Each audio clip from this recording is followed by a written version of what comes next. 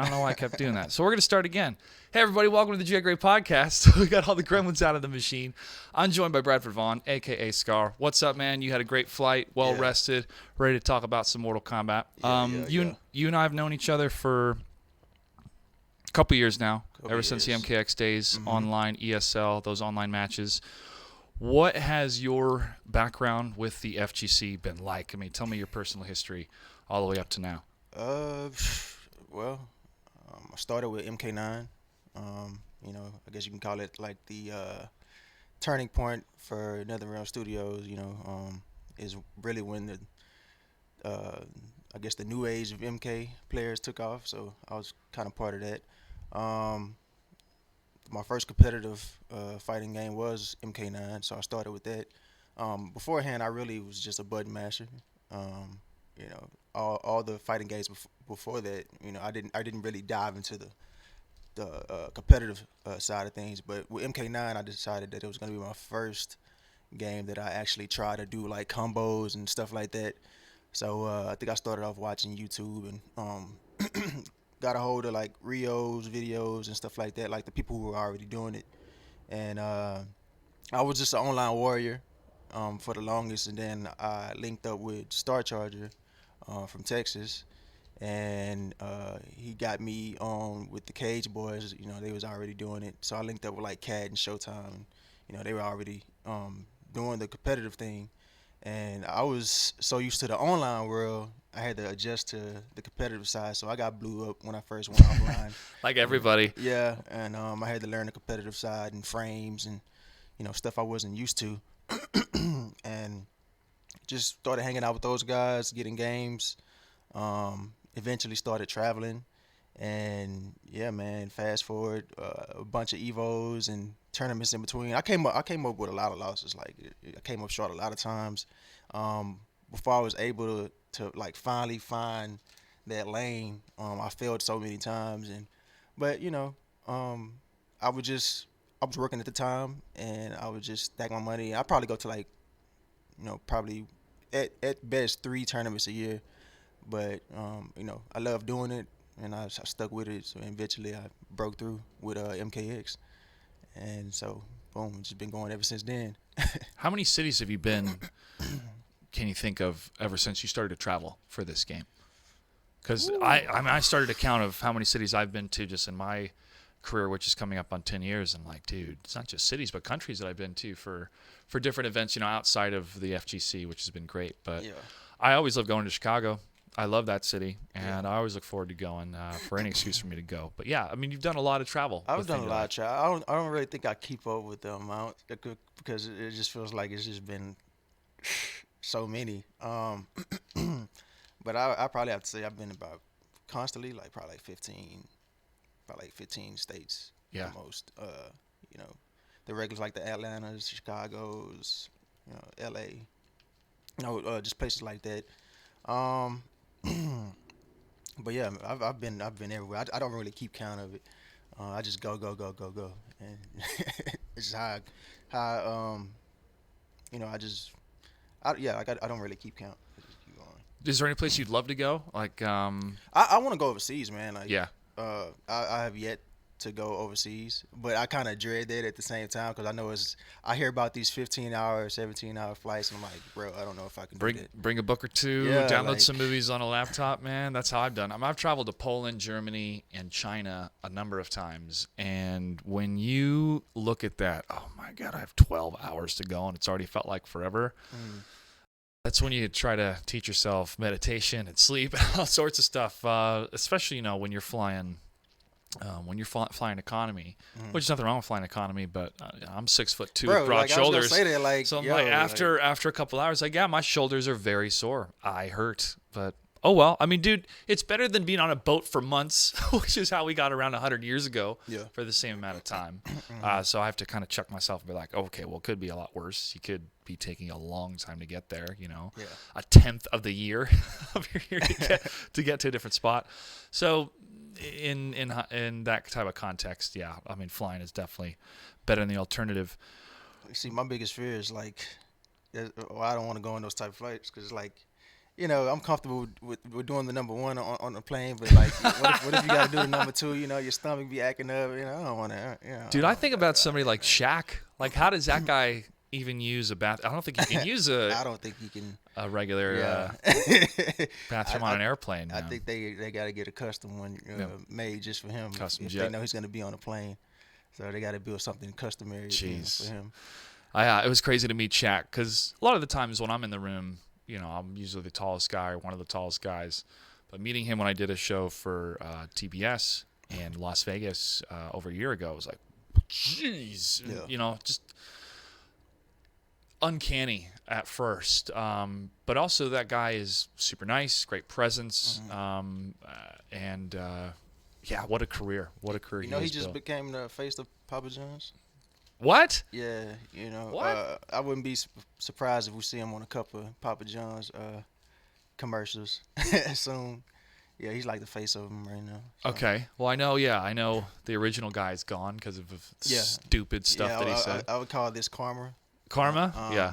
But supposedly Shaq, he's like one of the guys sitting at the table with them, I guess one of the on the board, On the board, okay. Yeah. So. Guy's got a lot of different businesses, man. Yeah. He's real smart to. Yeah. I mean, he does general insurance commercials. I remember. He does all sorts of stuff, man. Yeah, I see those late at night. Yeah. Shaq Fu. Yeah, Kazam. man. Yeah, he got a couple of I think some restaurants or something like that I read about. So I want to dive a little bit into that too, because when you have income as an athlete like that, what do you do with the money, right? Yeah. You have some people that just spend on houses and cars and have a great life until all of it runs out. Mm-hmm. You have others that invest in different businesses. Yeah. I guess for me, I'm really focused on what I want to do with my money because I want to be debt free as soon as I can. Mm-hmm. And I look at those sports athletes and go, that was really smart. If you were in that type of position, if you had a big sum of money that you could invest in, what would you want to invest in? Oh man, if like first off, like one of the things is food. You can't go wrong with investing in the food industry, because people got to eat. Especially if you got good food and good service. Another thing I would invest in is probably real estate, because people are always building for people to stay. I know in Houston a lot of people are moving in and they're building a lot, apartments and whatnot. So I'll probably do real estate and. I don't know, man. Like one day I would like to possibly open up a place where I can start teaching younger generation like fighting games and stuff like that, so they can come into this side of things and learn about it. So that's probably the three things that I would do. Yeah.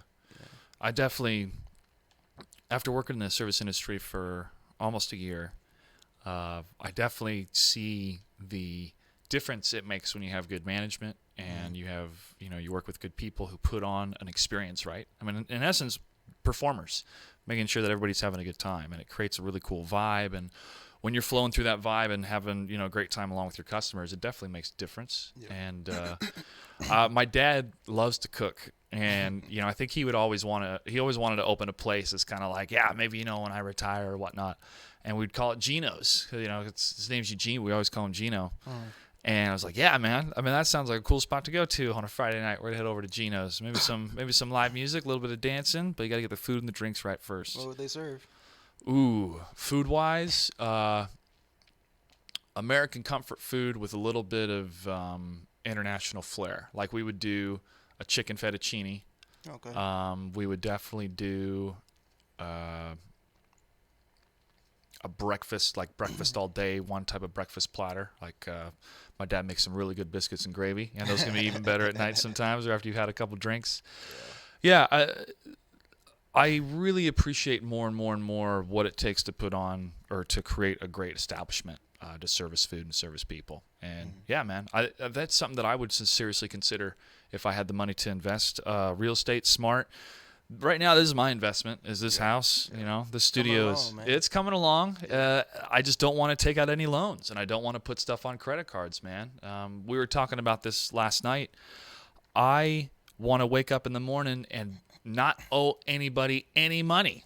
No credit card companies, no student loan companies. Yeah. So for me, that's right in front of me. And as soon as I can accomplish that, then the extra income that I have, I can put into saving up to invest in a high yield mutual fund, or to invest more here in the studio, or fly more players out and do more Battle for Seattle events here in Seattle. So yeah, I really, really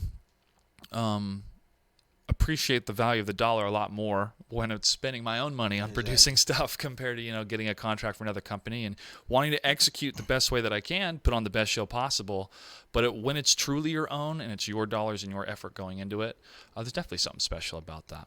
So cool, man. Because the majority of it came from you. That's right. That's right. And not from a committee. Which sometimes when you get a lot more money or a lot more sponsors, you have a lot more voices that you have to please.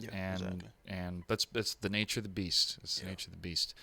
So let's talk about your MKX days, because that's when you're really making a name for yourself. The online leagues, we saw you, and then attending those events more and more.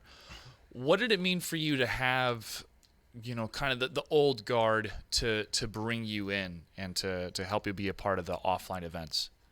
It meant a lot, man. For me to do what I did in that game I felt like it was a long time coming. After so many failures, after trying, and it's such a risk, doing this. You know what I'm saying? Because nothing's guaranteed. It all comes down to skill and how much preparation went into it. Those who work hard, you're gonna see the results.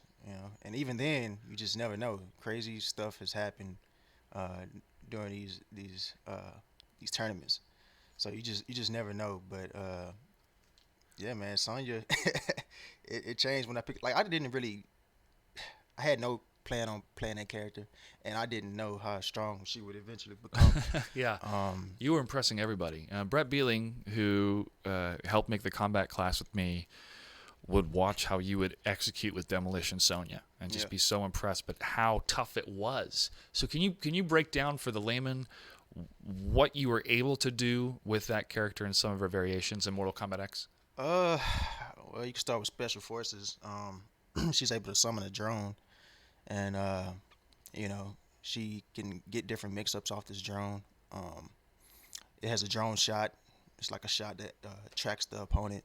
So you can go for like her back 1 mix-up or back 3 mix-up, and you can just throw in that drone shot, and they kind of have to hold that because you got this thing flying on you in the screen, but then you got Sonya trying to go for mix-ups, and you don't want to press a button at the wrong time because that shot can actually launch you. She can get kind of like a little combo off of a little juggle.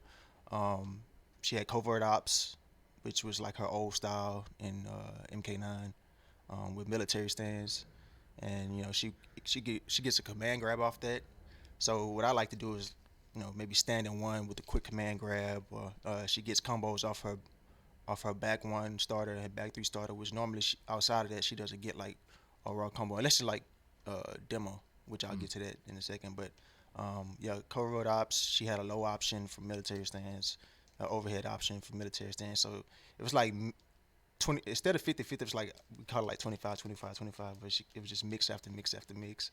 And before they nerfed the overhead, they made everything, like in MKX, they made it slower towards the end of the game. They started toning down the overheads and the lows. But her overhead used to be like 12 frames, which was kind of like almost unreactable. So yeah, when I look back on stuff like that, it's like, this character was just. And I used to defend the hell out of the character. People would come with their pitchforks, and I'd be like, y'all need there's to nothing chill wrong. out. Yeah, there's nothing wrong. But I wasn't on the receiving end of it, man. So I didn't. That's how I feel about Melina. I'm like, this is a character that I'm actually winning with. Like, you are a Melina player. So whatever. Yeah, man. And man, when demo really started to take off, man, and the reload tech was found, and man, she was hitting people for like 50 something in the corner, 1 bar. Oh yeah. So yeah, you would lose a pretty good chunk of life into a bomb Oki. You know what I'm saying? And when I say Oki, it's like I throw a bomb on the ground, you have to hold the next mix up because that bomb is just sitting there, and it's like, what can you do on wake up with that bomb right there? You're forcing a decision. Yeah, and you would just have to hold the next mix up, and if you guess wrong, you die. And she also had like reload combos mid screen, which you really wasn't supposed to be able to do this stuff, but it was in the game. So Yeah. You have the tech. Why not use it? yeah, and I had fun with that, and that was her most dangerous variation, and everybody was scared of that. And when ESL came, man, I just, hey man, I just took off with it. I ran with it, and the results speak for themselves. So Yeah. Well, isn't it amazing too how better the netcode is ever since I would say even Mortal Kombat 9. But I look back on MK now, I'm like, how did we play this, man? Like, this is just horrible. Like, but we love the game so much. Like, we just stuck with it. But it's hard to imagine how we. I just don't see it. That's what was available for us at the time, and we just had to run with it. But now the netcode is just some of the best. Like, it's like butter, dude. Yeah. Playing the stress test for Mortal Kombat 11, I was like, oh, I've said this many times with the MKXL update and the Injustice 2 continuation of the netcode. It feels like I'm playing somebody in the same room. Exactly. And that's the best way. That's the only way to experience fighting games, really. I mean, you have to make those decisions so quickly, so in your face, and you get punished so hard if you miss. Compared to a first-person shooter, if I miss the first or second shot, that's a big deal when I'm up against pros. But if I miss the first or second shot when I'm just playing randos online in a game like Battlefield 5, oh, okay, I can readjust, boom, and then I got it. Yeah. Fighting game, no. I mean, when you and I were playing Dead or Alive 6 last night, I was getting my ass kicked because I would miss, one button, and then all of a sudden you could do this insane combo, insane mix-up combo where I'll press hold and be like, oh no, I'm kicking right now, bro. Yeah. So having the online flow opens the doors for so much more intensity and legitimacy. Yeah, I'll use that word, legitimacy, online. Yeah, you get a lot of better precision. Yeah. You're able to do things and make those split seconds decisions. And the tools are that good, there's no excuse. And like, oh yeah, there was lag. We'll get better internet, bro. Get off Wi-Fi. Yeah. I'm so looking forward to Mortal Kombat 11. We're gonna jump into that in a little bit. So Mortal Kombat X, you're getting some good results. You're traveling for a bit. You're making friends. What was your initial thoughts about the community when you were first getting the online interactions and coming in and meeting people in real life? What was kind of your initial thoughts, and did those change over time? I mean, offline, like, the community is great. I don't have a problem with anybody. But me myself, I'm more of a loner. A lot of people tell you that when I go offline, I'm not really like in the crowd a lot. Like, I'm mostly like off to myself, or if I am with like a little crowd, it's probably like at the most probably three to four of us. Some of the after parties though, you'll get in the dance mix, man. We'll have some fun. If I'm feeling it, you're not me a drink. Yeah, you're not a wallflower. You're chilling. Yeah.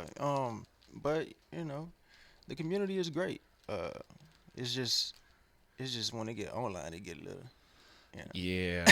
Yeah. But offline people are buddy, and it's no drama.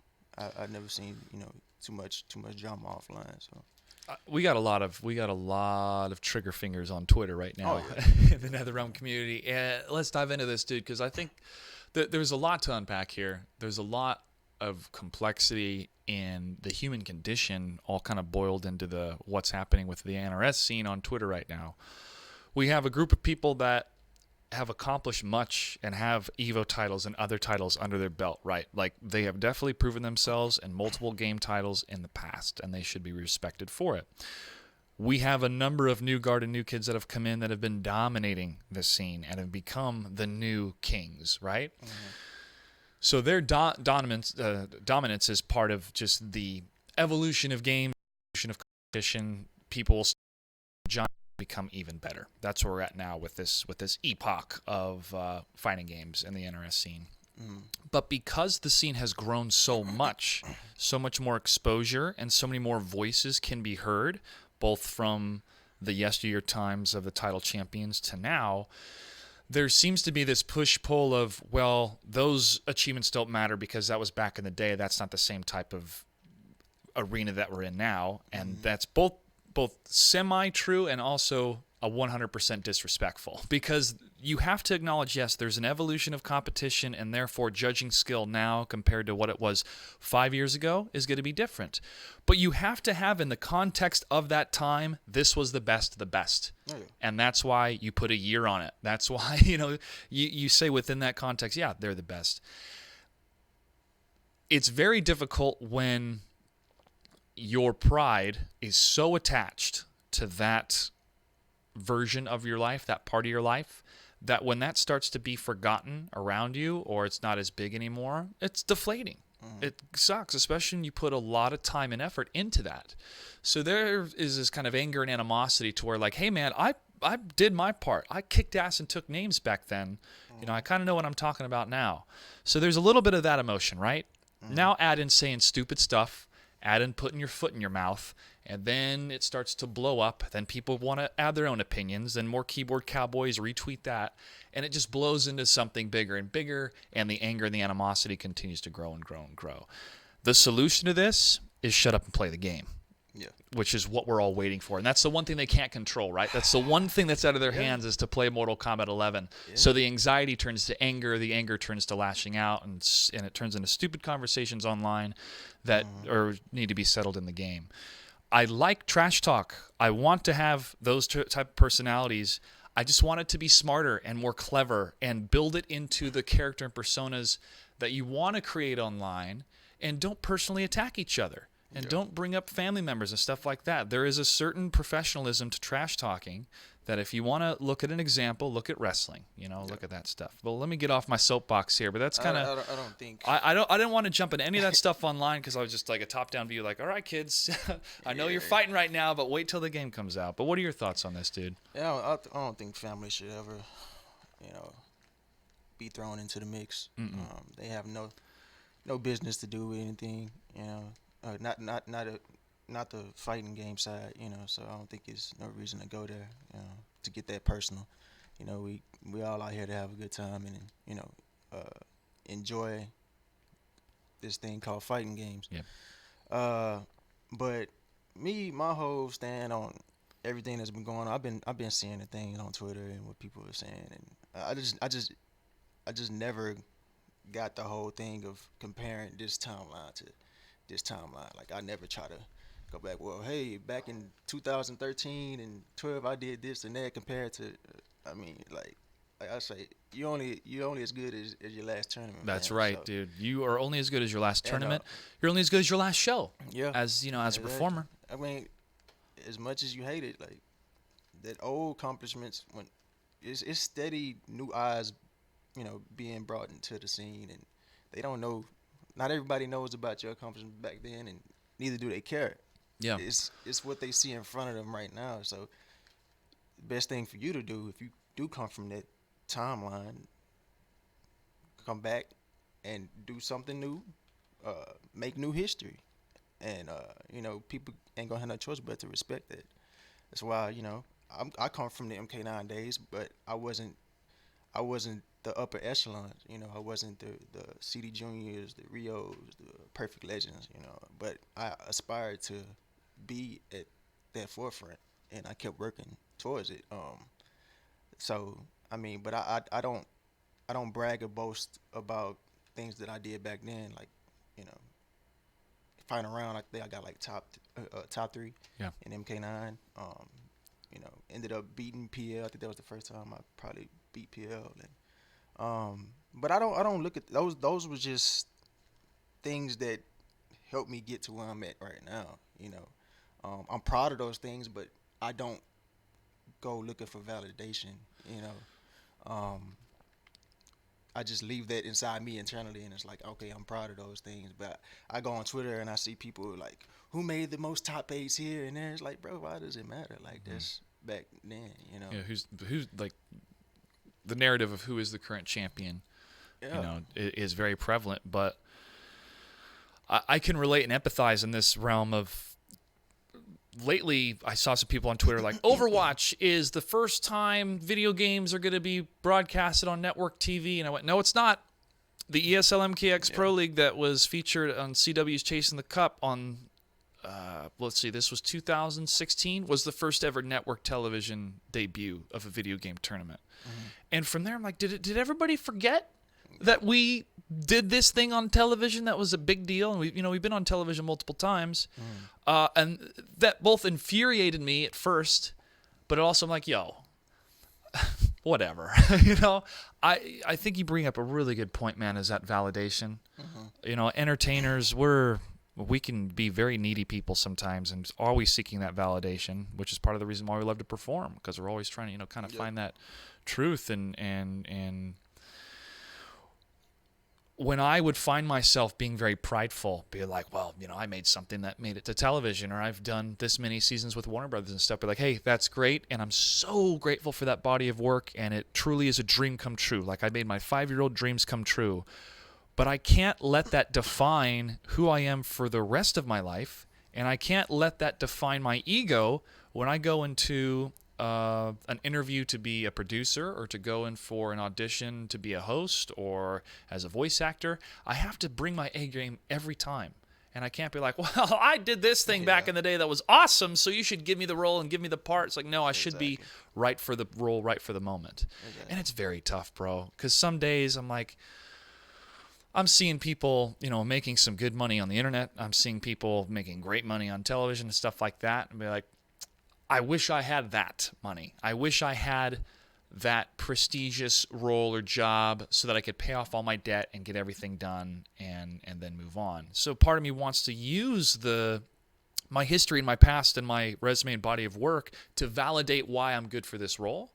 But again, it's a case of where your greatest success can also become your greatest failure, or you rely so much on your previous success that you're not honing yourself, you're not getting better, you're not practicing, you're not pushing out of your comfort zone, you're just resting on your success. And that's one of the things that I have had to struggle with internally in my mind of, I made this amazing thing that made it to television. Why aren't producers calling me? Why am I not in a room pitching to HBO how we can live stream Mortal Kombat 11?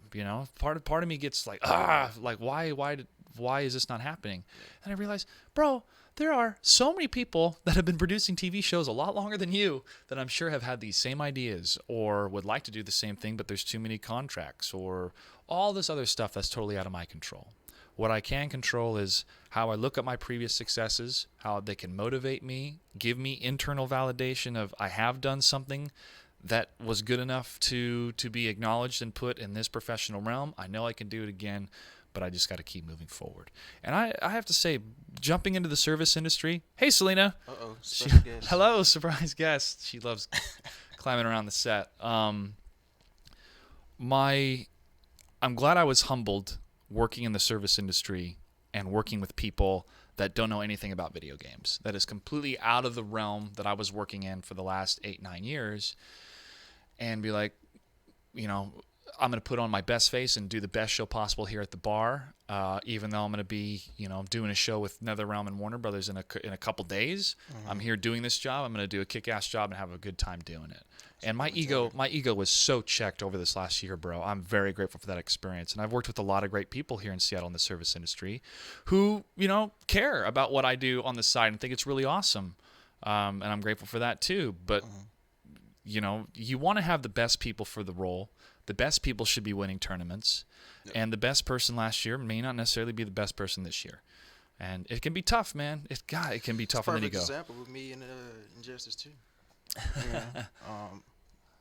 Like I say, MKX was different. It was two different games. Injustice 2 was different from MKX since back to block. You can get crossed up in that game. It was a slower paced game, but for me, Injustice 2, I never really gelled with it. Yeah. And there was so many people going into that game, they expect you to have the same results as you did in a game, say, like Mortal Kombat, which that don't necessarily is going to always hold true. Especially with me, with that game, I I just couldn't get into it. You know, Yeah. I couldn't have that passion for it. You know, Because you made a lot of Supergirl at the beginning, mm-hmm. and you still stuck with her for a while, and then you were branching out. But it was kind of that was more of a job for you, right? Yeah, it was more of a job thing. I'll say from the start of that game, I really didn't have too many characters that I could say I had a true passion for. Supergirl was just, I don't know, Supergirl. I wanted to play her because she just seemed, I don't know, just something spoke to me about that character. She was fun in the beta. And Brainiac, I just love just how evil he is, and how he just always trying to just get more power, collect people, and it's just such a cool character concept.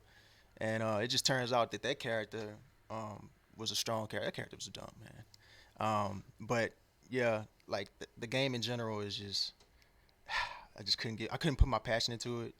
And like you were saying, like you can't expect for your past achievements to carry into the next one. But I always tell people when I play that game, like if I wasn't streaming it, I wasn't playing it offline. Like I wouldn't just wake up one day and say, hey, I'm gonna get on Injustice 2 and nobody's watching. I got the most enjoyment from when people would watch me play that game, and I think that's how I got the most knowledge from that game, is just by turning on the stream and drawing energy from people who love to watch me play that game. And I think that's how I was able to, at least in the season finale, all that accumulated, and I was able to push to third place in a game that I just felt like I just couldn't. I refused to put my all into it. Like that's one thing that I want to do for MK11 is actually like give this my all. You know what I'm saying? And do things that I normally didn't do.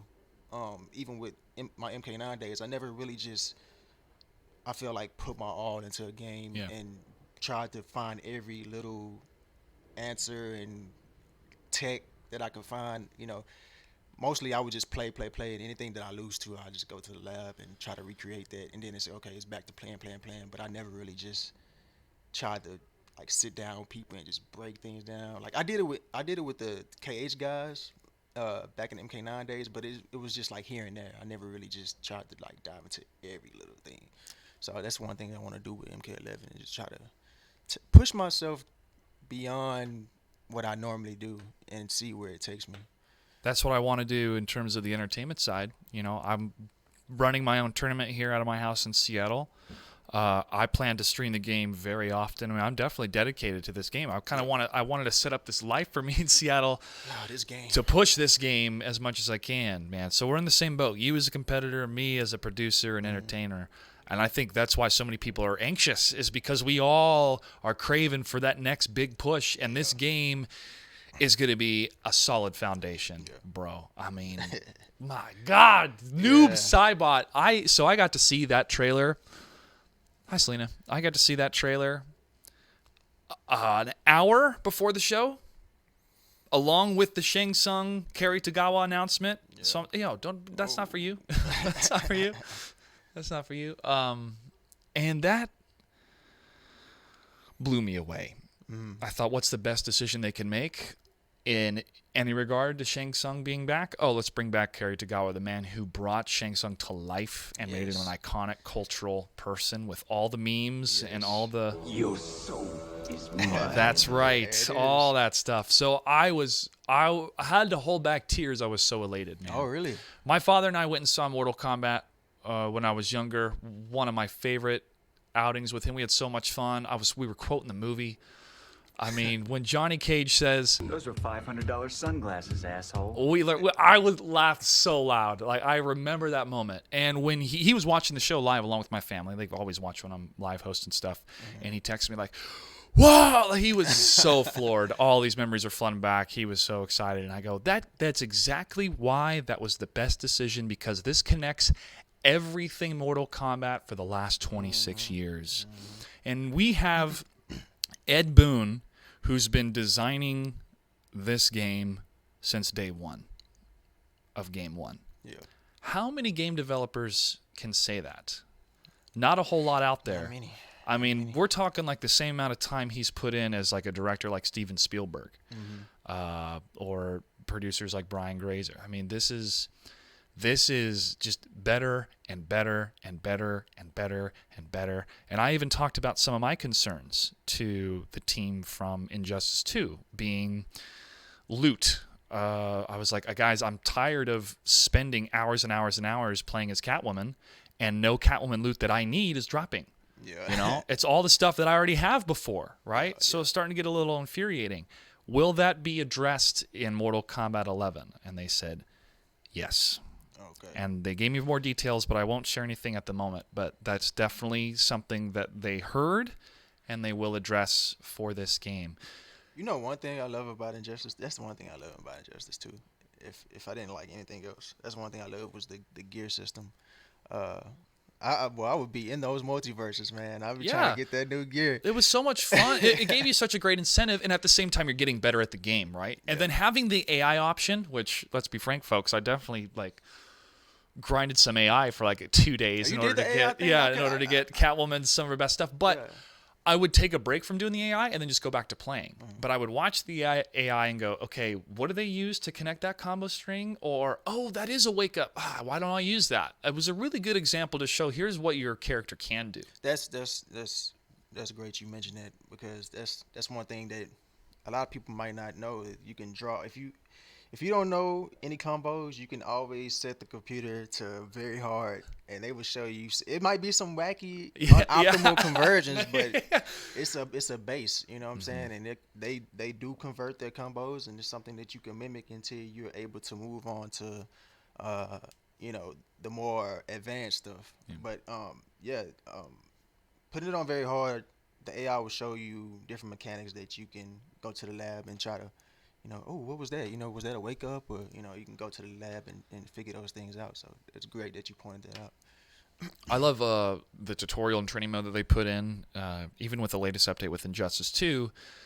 If I had that type of tutorial in Mortal Kombat 9 of here's what this does, here's a combo string, here's how to block, here's how to punish, here's the frame data, it would have helped me immensely. Because my fighting game days as a kid was button mashing and then trying to figure out a couple special moves and zone. And then, didn't fully understand the concepts because I didn't have a really good guide or teacher to sit me down and explain with wisdom, here's what this means, here's how this works.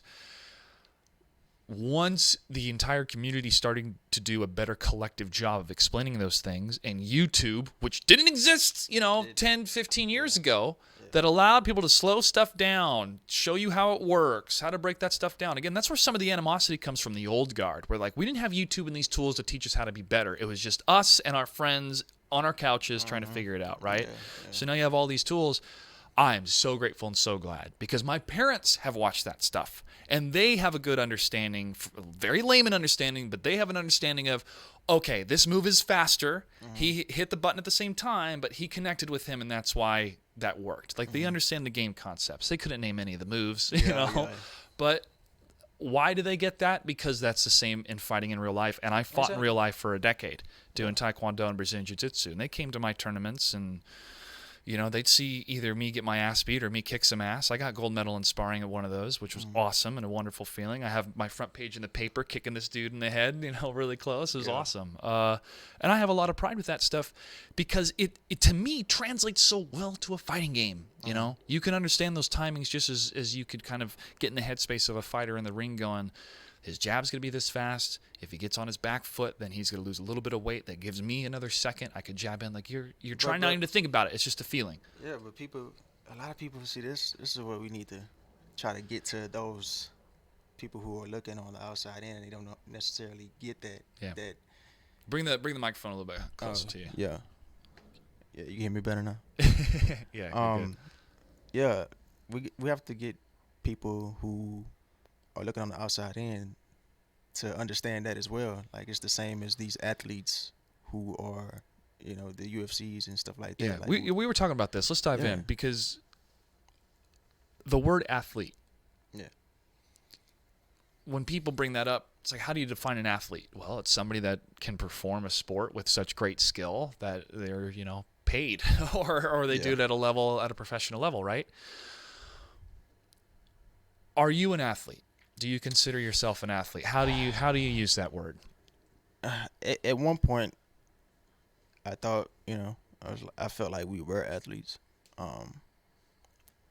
And in many ways, it's kind of a thin line because we in a way when we play these fighting games, we're kind of doing things that athletes do in terms of the thinking process. And when I say those type of athletes, I'm talking about like the fighters. Yeah. And it doesn't even really have to be fighters. It could be like football, anything like split-second decisions, knowing your opponent's tendencies and what type of plays they like to make. Like we process all that in our heads. The only difference is we're not out there physically running around and stuff like that. It's more so reactionary in your head, that type of thing. But I feel like at the end of the day, I believe we were athletes at one point, but I feel like we're entertainers for the most part. We're just entertaining people. We're not actually. I don't know, man. This is such a touchy.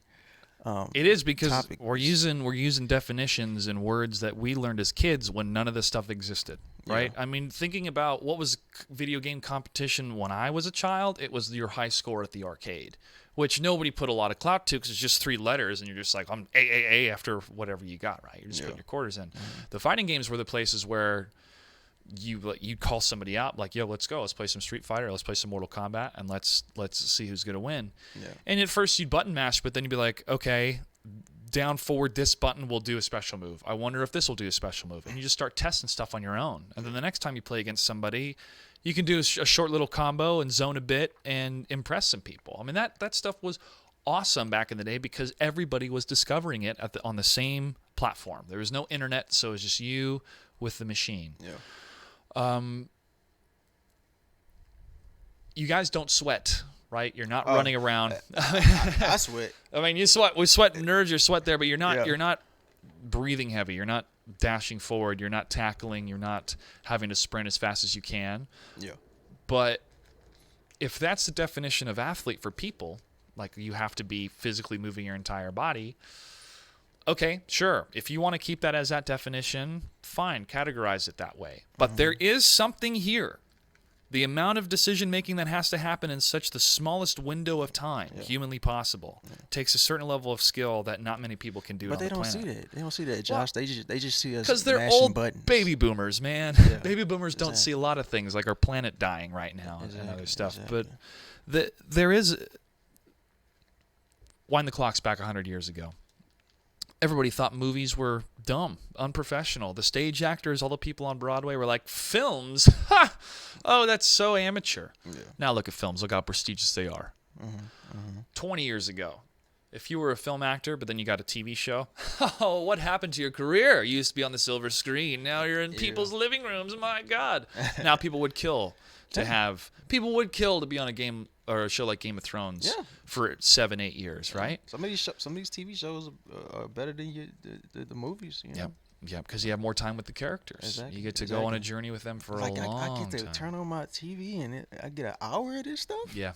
Like what? Or more if you want to binge. Yeah. So that attitude has changed because the art form has shown through. And people in a professional sense have pushed through it and really made it sparkle and show something amazing. I feel like we're going through that transition right now with fighting games and esports in general. Yeah. I turn on NBA and I see the League of Legends boys with commercials, right? Like I see like a HyperX commercial and they'll have, NBA star, like the HyperX, they like to do the little animation. I don't know if you've seen the commercial.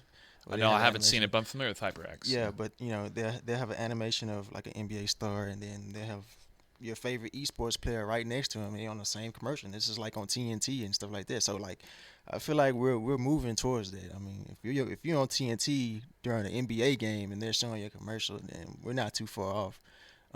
But I still feel like the FGC has a long way to go. But we're definitely going through that transition phase. Growing pains. Yeah, where the older generation is looking at it like, oh, they're just mashing buttons. They're not doing anything special. There's no real thought process. I mean, you don't have to really understand the game to know what's going on. You got two people on the screen fighting, and Yeah. punishes are being made. This guy got opened up by this move, and he's doing this damage, this combo.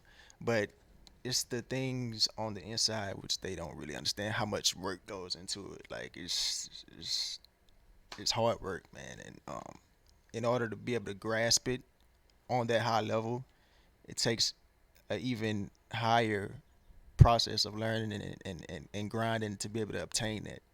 It took me a couple of years, and I felt like I could be one of the best of the best, but when I got out there, you truly understand just how hard it is to make it to that level, and these are the things that they have to see and understand and know about. That's why I'm glad, like with E-League, when they was breaking, I think it was with Street Fighter, and they had people to break down what was going on the screen to the people watching, and they played it out just like how you would a sports game. They had the circles and the X, and this is what he's doing here. And I love stuff like that because people need to understand just the little small intricate things that we're doing out there on the screen that they might not normally see when they're just looking at it. Absolutely. Yeah, you have to. That's what commentators are for. You have to explain why this is such a big deal. Yeah. That's why you have commentators in all sports, is because they can take the minutia of the game and explain it into this is a big deal because to execute this is incredibly hard. Exactly. I mean, to throw a 95-mile-an-hour fastball into a pocket this big when you have somebody standing right next to you is incredibly difficult. Yeah. To hit a baseball is the hardest thing to do in sports, period. Yeah. Right? That window time frame that you have is fractions of a second. That's the same window time frame you have to decide if your opponent's going to be doing a low or an overhead or a special move, and you have to keep making those decisions over and over and over and over and over and over and over again to such mental fortitude that it's easy for me to get lost when I'm getting blown up in the corner because I'm like, okay, what am I doing wrong? And by the time you're thinking about what happened in 4 or 5 moves behind you, you're already not even ready for the next combo string or opener they're going to have, right? So to me, when you line up the decision that has to be made in that fraction of a second is skill, period. If you want to call one an athlete and one something else, whatever. But you cannot ignore the skill necessary to perform like that. It is mind-boggling sometimes for me. And I have understood how to play this and have played against the pros. And if I go up against a pro and we play 50 games, I'll take one. I'm pretty sure after game 49, I will take one of them. It's progress, though. But I can feel myself learning. Yeah.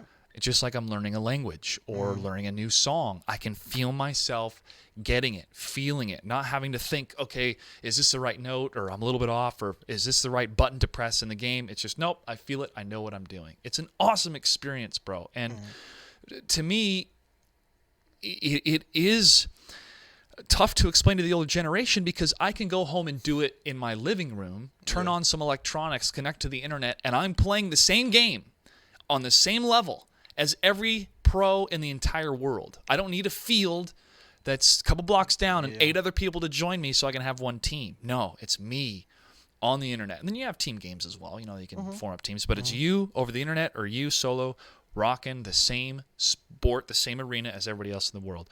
Now, the other thing, too, that separates the gaming side compared to traditional sports is we have a new game every 2 to 3 years. That's true. Right? And that's true. I don't think that's ever going to change because what's the ultimate goal of a video game developer? Game sales. How do you sell games? Make dope-ass games that everybody wants to play and, maximize your income that way. Hello, Selena. Welcome back. How are you? I can't ask you any questions right now because can you go somewhere else? You want to just chill here and be on camera? Yeah. Hello. But I know you understand what I'm feeling, man, because nobody can discount what you... Come on. No, nobody can discount what you and your fellow players have done. In my generation, the older generation in traditional media, bro, I don't know what's going to happen there because they keep trying. They keep trying to plug the esports life, which is born and bred on the internet, into the older model of television, which is, you watch an hour of TV and you spent 27 minutes of that hour watching commercials. So how do you? I guess she likes to explore. All right. So how do you Kitty? Do I got to take you outside? No. All right. Selena's like, yo, we talk about injustice too. That's what I'm named after. No. Bye, Catwoman. We just have to move forward, bro. How often do you find yourself even watching television? Whew, I do not watch television. I do not watch it, man, because I feel like what you said, man. Like, why would I turn on the TV and watch 30 damn ads, and I can just turn on the internet, get on the internet and watch what I want to watch and go directly there, and I won't have to be bothered by go to the general and save some. I don't want to. I don't want to see that. So I'd rather just anything. I feel like that's me. Like anything I want to watch, I can turn to the internet and be able to pull it up immediately versus having to wait for a certain time slot and stuff like that. And that's why you've seen the shift to all these streaming services, the YouTube TVs and all this stuff, because they see that like people moved on from television and just went to their favorite TV shows or movies or whatever, and they go straight to the internet. So that's why they bringing the ads to us over there now. They bringing all these ads to like when I turn on YouTube, man, you might encounter a video got like 8 different ads on it. It's so annoying. But that's why I got that YouTube Premium for now, is so I can skip all them ads for $10 a month, something like that. $10 a month after month, that's a healthy chunk of change. However, I just think about all the time that I save not watching advertising. Our generation is moving away from advertising, and I'm grateful for that, because it's a model that is tough to balance from the creative integrity side, right? We want to do a Mortal Kombat tournament, but one of our sponsors doesn't want to do the violence. So can we tone it down? Like, no. Or not do fatalities? No, that's part of the game. We definitely want to keep that in the game. So that's part of the struggle, right? Our generation has left the advertising model, and we are now in the subscription model. As you said, Hulu, YouTube, HBO, Netflix, Amazon Prime. Then you can, add different channels onto Amazon Prime. I can get your Stars and Showtime and all that stuff. It's content that you're directly paying for because you want it, and I could cancel at any time that month. And so next month I'm not paying that $10 or $15 because maybe my favorite show just ended, and I don't need some technician to come to my house to take some box or unhook some cable or anything like that. It's already set. It's a better service. It's better for the customers. It's better for the consumer, and it's a more one-to-one relationship, which is why we're never going back to the older model. And that has the baby boomers so scared and freaked out because they have relied on these network TV or cable TV business models and packages ever since the 60s. This technology is old. The format is old. And to try to force millennials and younger generations to participate in it, or to move what they've built themselves online through streaming into the older TV model, it's not going to work. I've done it multiple times. I've hosted and helped produce those shows, and I'm very grateful that we've had that access and that opportunity to be on those networks and to do it the old school television way. But after a while, you start to realize why it feels so old. Having ad breaks every 10 minutes, different act structures within that stuff. It's an older format that we have already surpassed in the online world, man. You and I get that. I remember one time I tweeted about, doing a tournament on television is like releasing an album on cassette, right? It's old school model. It is. Yeah. But the toughest part right now is how do we properly monetize the internet model? And that, I think, is the biggest struggle, is outside of advertising, which is what YouTube and everybody else has done. Look at Facebook. It's built on ads, right? Yeah. How do we get past that model? And it's subscription-based services. I have a Patreon, patreon.com/Mr. Joshua Gray, that you guys can visit. And I tell you, this money goes to paying for flights for guests and for funding the Battle for Seattle, right? This is exactly where the money's going towards. That model seems to be working pretty well when you can have a one-to-one. I'm paying you for your services. I'm paying you for the talent, for the entertainment. Yeah. But how does that model feel I want to say intrinsic, but how do we get people to participate more in that model? I think that is the most difficult part, because we can't do pay-per-views online for the FGC because people would be so upset that there's a pay gate to watch content. So that's not going to work. So how do we monetize better? I think people are gonna pay for who they're being entertained by. I mean, I don't think you have to go through like other different sources. Like if I go to your stream or whatever it may be, and you're entertaining, I'm gonna pay and I'm gonna support just based on that. Like like you, for example, I know you genuine, real. You somebody you can vibe with and who's also entertaining. Like I'm gonna support regardless. You know what I'm saying? I don't need a Papa John's ad or all this. Papa in the house. Yeah, you know what I'm saying? I don't need those type of ads. Like I came to this stream to see who I want to see, be entertained by who I want to be entertained by, and I'm gonna support regardless. If you need support from me to keep it going, that's what I'm gonna do, because this is where I get my entertainment. This is where if I come from a long 8-hour shift, want to wind down, turn on my favorite streamer, and you need my support, you need a sub, I got you. Yeah. Because this is my favorite show. This is where I like to be. This is part of who I am and where I want to be. So and you feel more of a relationship with that person. Yeah, and I don't feel like you have to go through any other company or whatever, because like you said, take Mortal Kombat for example. Like if they feel like their brand can't be associated with it, then what do? You know what I'm saying? They want you to, we don't want you to do a fatality or this, because it's too brutal and we don't want our business associated with it. It's like, okay, well, if it's just me and I got a strong following, then I can build up on that. But yeah, it's gonna take some time before we figure out exactly the right formula for it. Yeah, we're getting there slowly but surely, because you have your channels, you have your fans that tune in. Mm-hmm. And I had a really awesome professor in college who was going through a lot of the changes, especially from the music industry, but then for artists going forward. And this is back in the day when YouTube was still, you were just uploading Final Fantasy videos from the game, from like the single player game. That's what YouTube is being used for mainly. It wasn't, not a lot of people were making money.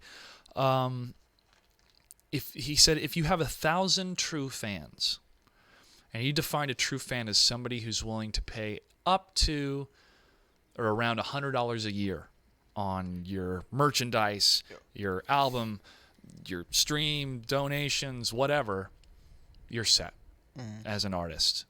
$100,000 coming in a year. Loyal followers? Yes. Yeah. Half expenses, other half save, or third expenses, third save, third pay off taxes or save or whatever. Yeah, you can run a business for the rest of your life that way, as long as you can maintain those 1,000 true fans. And that's what the internet has done. It has created all of these different avenues that you can create your own channel. You don't need a satellite truck and $100,000 worth of investment just to make it happen. We truly live in the era of the self-made. Like it's self-made amazing. Entertainer. Yeah. Like back in the days, they didn't have this, so they aspired to be like those guys they seen on TV. But in order to be those guys on TV, you had to step out the house. Now you don't have to. You can be your own. You can make your own brand just sitting at home, and you could be this star just by sitting at home. So many people I see, whether you're funny or you're great at first-person shooters and stuff like this, you do it all outside your home. Whether you're making skits and stuff, and I see so many of these comedians who are just, they're funny as hell, and then next thing you know, they're on Wildin' Out with Nick Cannon and stuff like this, and they started from just doing skits in their own home and building those followers, and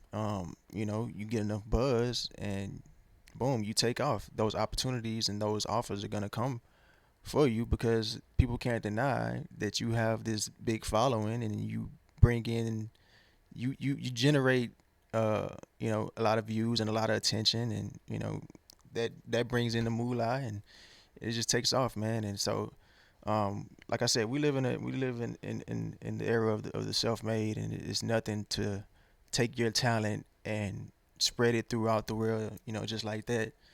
So yeah, man. And here we are. It's a beautiful thing. That's exactly what I've done. It's a beautiful thing, man. That's what I thought a year. Now it's been a year. Last February, when I moved here to Seattle, and I'm in LA. I'm doing great my first year as running my own business, loan out company, Clutch 8 Productions. That's how people were hiring me for all these side jobs. That's how I produced and hosted the Injustice 2 Hometown Heroes series, because I had officially left ESL as an employee, but I maintained a great relationship with them and continued with that contract and executed as an independent producer. And at first, I'm like, okay, I'm starting my own business, filing the paperwork, having a registered agent, filing the proper taxes. It's a little bit daunting. It can be. Yeah. Because they don't teach you that stuff in school, unfortunately, like they should. But I got to do it. Let's do it. And other people can do it. I'm sure they figured it out. I talked to a couple other people, online. Went with LegalZoom, so I felt protected. I was doing it right. Got it done. Good year, but I was like, okay, how can I minimize my expenses the most, right? How do I minimize my burn, maximize my saving potential, and get out of debt as fast as I can, still maintain my independence, and produce content? Voila. Here we are.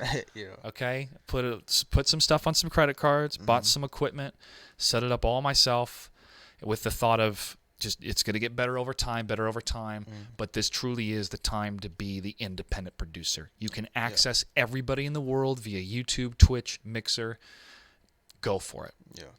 And when you got to make money, work in the service industry. Technically, you're still hosting, right? You're not in front of a camera, but you're in front of people, and you're making sure they're having a good time. You're honing your skills. Exactly. And it was daunting, bro, because to leave guaranteed income from a couple different job offers in LA and a job offer or two up here in Seattle, where I would not be able to be independent. I'd have to keep everything either in-house or couldn't do my side projects. I didn't have enough time. I told myself, no, I'm going to keep the independent fire alive until at least another year, if not till I'm 35, and see where that takes me. Yeah. And what better time to do it than when the greatest video game of all time is about to come out with Mortal Kombat 11, okay? Yeah. So that's been the last year in my mind going, did I make the right decision? Think a couple months were tough, definitely living on rice and beans for a bit. But yes, absolutely, dude, I have, because having you here, and having more guests in the future, and just making cool stuff. If I get 1,000 subscribers on YouTube in the next couple months, excellent, goal reached. If I don't, I'm still proud of the content. I'm still proud of the work. I'm still proud of the body of work, and I'd love to share with anybody. But it's tough, bro. It's tough mentally sometimes, especially I'm 32, almost 33. You're almost in your 30s. Yeah, I just turned 30. Just turned 30. So when you're in your 30s, you start thinking, okay, what's the rest of my life going to look like? Where do I want to be at 40, at 50, at 60? Yeah. And that's when you have to make some tough adult decisions. But one of the decisions that I made is still be an entertainer, enjoy my 30s, be debt-free as soon as possible, and keep rocking in the free world with another realm scene until the day I die. And that's what I was telling you. Like, you're living your life the way you want to do it. And we was talking about this last night. Like, you don't want to live your life saying what if, and I'd rather live my life doing something that I love doing, and if it don't work out, that's great. But at least I can say I tried, and I won't have to go on thinking back on the past. Like, man, what if I would have tried this or did that? And I feel like that's what's able to keep you going, because you've seen what you were able to accomplish, and that people, they fuck with you heavy, man. Like, you man, you like one of the best announcers I've ever seen. Like, you're so smooth with it, you know what I'm saying? And I know that great things are in store for you. And it's the same thing on my side. Like, I believe in my talent, you know what I'm saying? And I know it could take me great places. That's why I keep doing it. The moment that I go out there and I just feel like I don't have a fire in me no more, that's when I know it's time to walk away. But also, like I was telling you, I've been pondering, like, should this be my last go around with this MK11? I know I'm getting up there in age. I don't feel like I want to do this forever. My dream is to be able to make money in this industry without having to touch a controller. That's what I really want to do. And I enjoy also, teaching people, getting games with people, and showing them, how to play at a high level. But I've been doing this since 2011, 2012, and that's a while. Yeah, but even you think it's always a couple of years. Like 2012 feels like forever. ever ago. Yeah, it feels like, especially when you're a competitor and you're traveling and you're competing and year in year out. But it's tough, man. This realm that we live in is tough. This, especially being an NRS and stuff like that. We don't have too many opportunities, man, as far as like big sponsors and stuff like that. And the biggest thing we did have was Echo Fox. Um, and if you wasn't on Echo Fox, or if you're not on Noble or PG and stuff like that, you pretty much asked out. We don't have too many big selections. And I got a couple of friends who they've came to me and like, hey man, you know any good sponsors? And I was like, it's it's hard, man. There's not too many people messing with the NRS scene, especially when we have stuff like the Twitter drama and we're going at each other next, and you have other personalities like Chris G, and they feel a certain way, and those potential sponsors, I'm pretty sure they see the stuff that's going on with the community, and it might shy them away from even messing with us and giving players opportunities, because they see or they heard from an individual who might have a little influence, that the community is a certain way, and they don't want to jeopardize or take a chance on it. Especially when it's amplified more in our current outrage culture at the moment, where it just compounds and everybody's got to throw their 2 cents in. Yeah, it is unfortunate, and it is very true and real when some big wig is sitting in a board meeting that's never seen this stuff before, but then all of a sudden they see a couple tweets where they're bringing up, past indiscretions that the person's already apologized for many times, and like, oh, you know what, we don't want to be associated with that. It's like you see a giant piece of paper and there's one tiny little speck in the center, and instead of seeing the huge canvas of possibility, you just see the little speck and go, no, we're not going to do it. Exactly. We're out. And guess what? That does happen, and it sucks, and that's the consequences of online attitudes, sometimes. So yeah, it's a bummer, but that again kind of morphs into the having your direct fans and how your direct fans will stick with you besides all that stuff. Let's jump into your experience with Echo Fox. What was the approach? How did they first contact you, and what was it like to be on that team? I think I first got contact with them fresh out of the hospital, when I went to the hospital with the rhabdomyolysis that I had. It's a muscle disease, but I don't have to get into that. But I think fresh out the hospital is when I first got contact with him. Maybe a little bit before I got out the hospital. I remember Sonic giving me a phone call. This was like right after I had like did my thing in MKX. I think this was like after final round. I think Dragon took that tournament over me and Sonic. No, it wasn't. It wasn't them. It was, I forgot which tournament it was. But anyway, Sonic called me, told me he had a big offer for me, and he told me it was the Echo Fox thing, and he let me know it was big news. It was a big opportunity, and this is something that I never imagined. I knew how big this was, and it kind of brought me to tears, because it's like, damn, it's like all this. I got to think about all the hard work I put into it. I'm like, yo, this is finally happening. Like, I finally like made it big time, and they were signing all these huge names, and I see these, like the Tokido, Justin Wong and all. I'm like, dang, do I really supposed to be here? Like, these guys are like legends, you know what I'm saying? And I got on with that, and it was surreal, man. I've got to do and experience some things that I would have never imagined, being on that team. And it was great, man. It was great for a certain amount of time, and then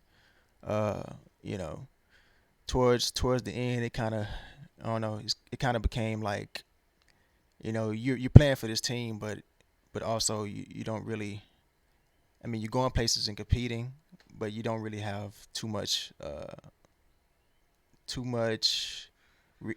interaction with like the upper, outside of like meetings. We might have meetings, or like we might meet up for like a team day or something like that. But I'm grateful for the opportunities that they gave us, but at times I just didn't feel like a family type, setting. Um, and it's just a shame, man. Like how everything ended up happening. With them letting so many people go, and I just think that comes with uh, how they approached in the first place. You're getting into something you don't really know what you're getting into, but you're throwing a lot of money into it, and you have these investors, and if they're putting in money and they're not seeing a proper return on investment, then you're gonna have issues. And I think that's probably what happened is, you know, they got into the fighting game realm, and it's like, all right, who's the best of the best, and we're just gonna buy them out, and that's what they did. And then when you buy these people and you have them plan for you, and you don't really know how you're gonna get your money back out of them, that's when the issues start happening. So everything stopped like abruptly. Like, man, it was just one day you wake up and it's like, okay, you're back to square one. Did it feel like it came out of nowhere, or did you kind of? Most definitely. Okay. It all happened in a matter of minutes. And it's kind of messed up because we're kind of sold this dream. Mm-hmm.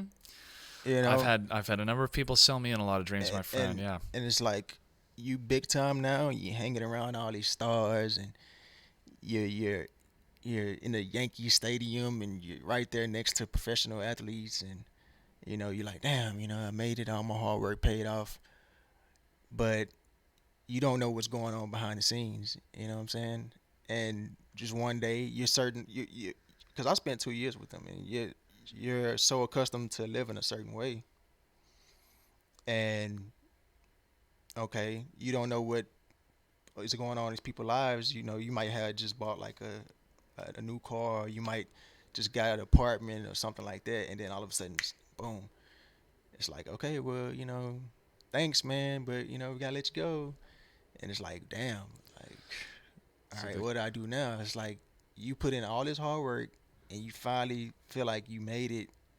And that was I don't want to use MK 11 terms, but it really was a crushing blow. It really was a crushing blow to me, and everything that I put into this, and to have that end the way it did, it really that's when I really started thinking about, okay, maybe I should start thinking about packing it up, because if I can make it to this level and then it all ends just like that, it's like you don't have that security. And every time we step out and we compete, and just in this lifestyle in general, with NRS and fighting games and stuff like that, nothing is promised. Tomorrow's not promised.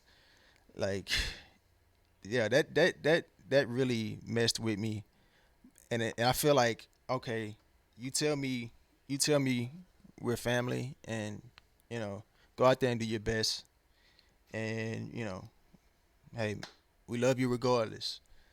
But at the same time, you gotta realize it's a business they're running.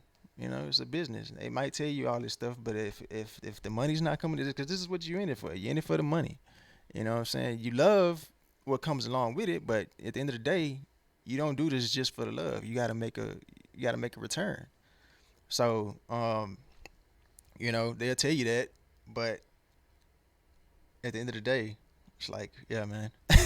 Yeah. Sorry, you did good. Like, I had made like finals. That was my main thing. Like, I wasn't rocking with Injustice 2 like that, but I was like, yo, if I can make finals, I'm in there. Cause I felt like that's how I look at it anyway. Like, once the season starts, this is the main goal. Like, you don't have to win the tournament. That would be good, but you need those points. So that was my main goal. It's like, yo, that's what you want of your player. You want them to make the finals. That's why we're in this circuit. We want to make finals. We want to win. And I made finals. I'm like, all right, boom. I'm pretty sure they're gonna be glad of that. Like, I made finals. So I made finals, and then that's when I had got the news. I'm thinking I'm secure for at least another year. I'm good for another year. I made finals. This is what you want of your player. But little did I know what was going on behind the scenes. It didn't matter if I made finals or whatnot. You can still, it don't matter. You can still win, or you can get your points and do all this and that and that. But if things are not good on the sponsors end, it don't matter how good you do. You know what I'm saying? If they're not bringing in the money, or they're not, because I've seen plenty of organizations like the little small sponsors, like the little bullshit sponsors. They love coming into the scene and getting who's ever hot at the time just so they can represent the brand, but they don't really have a clear plan on how they're gonna get their money.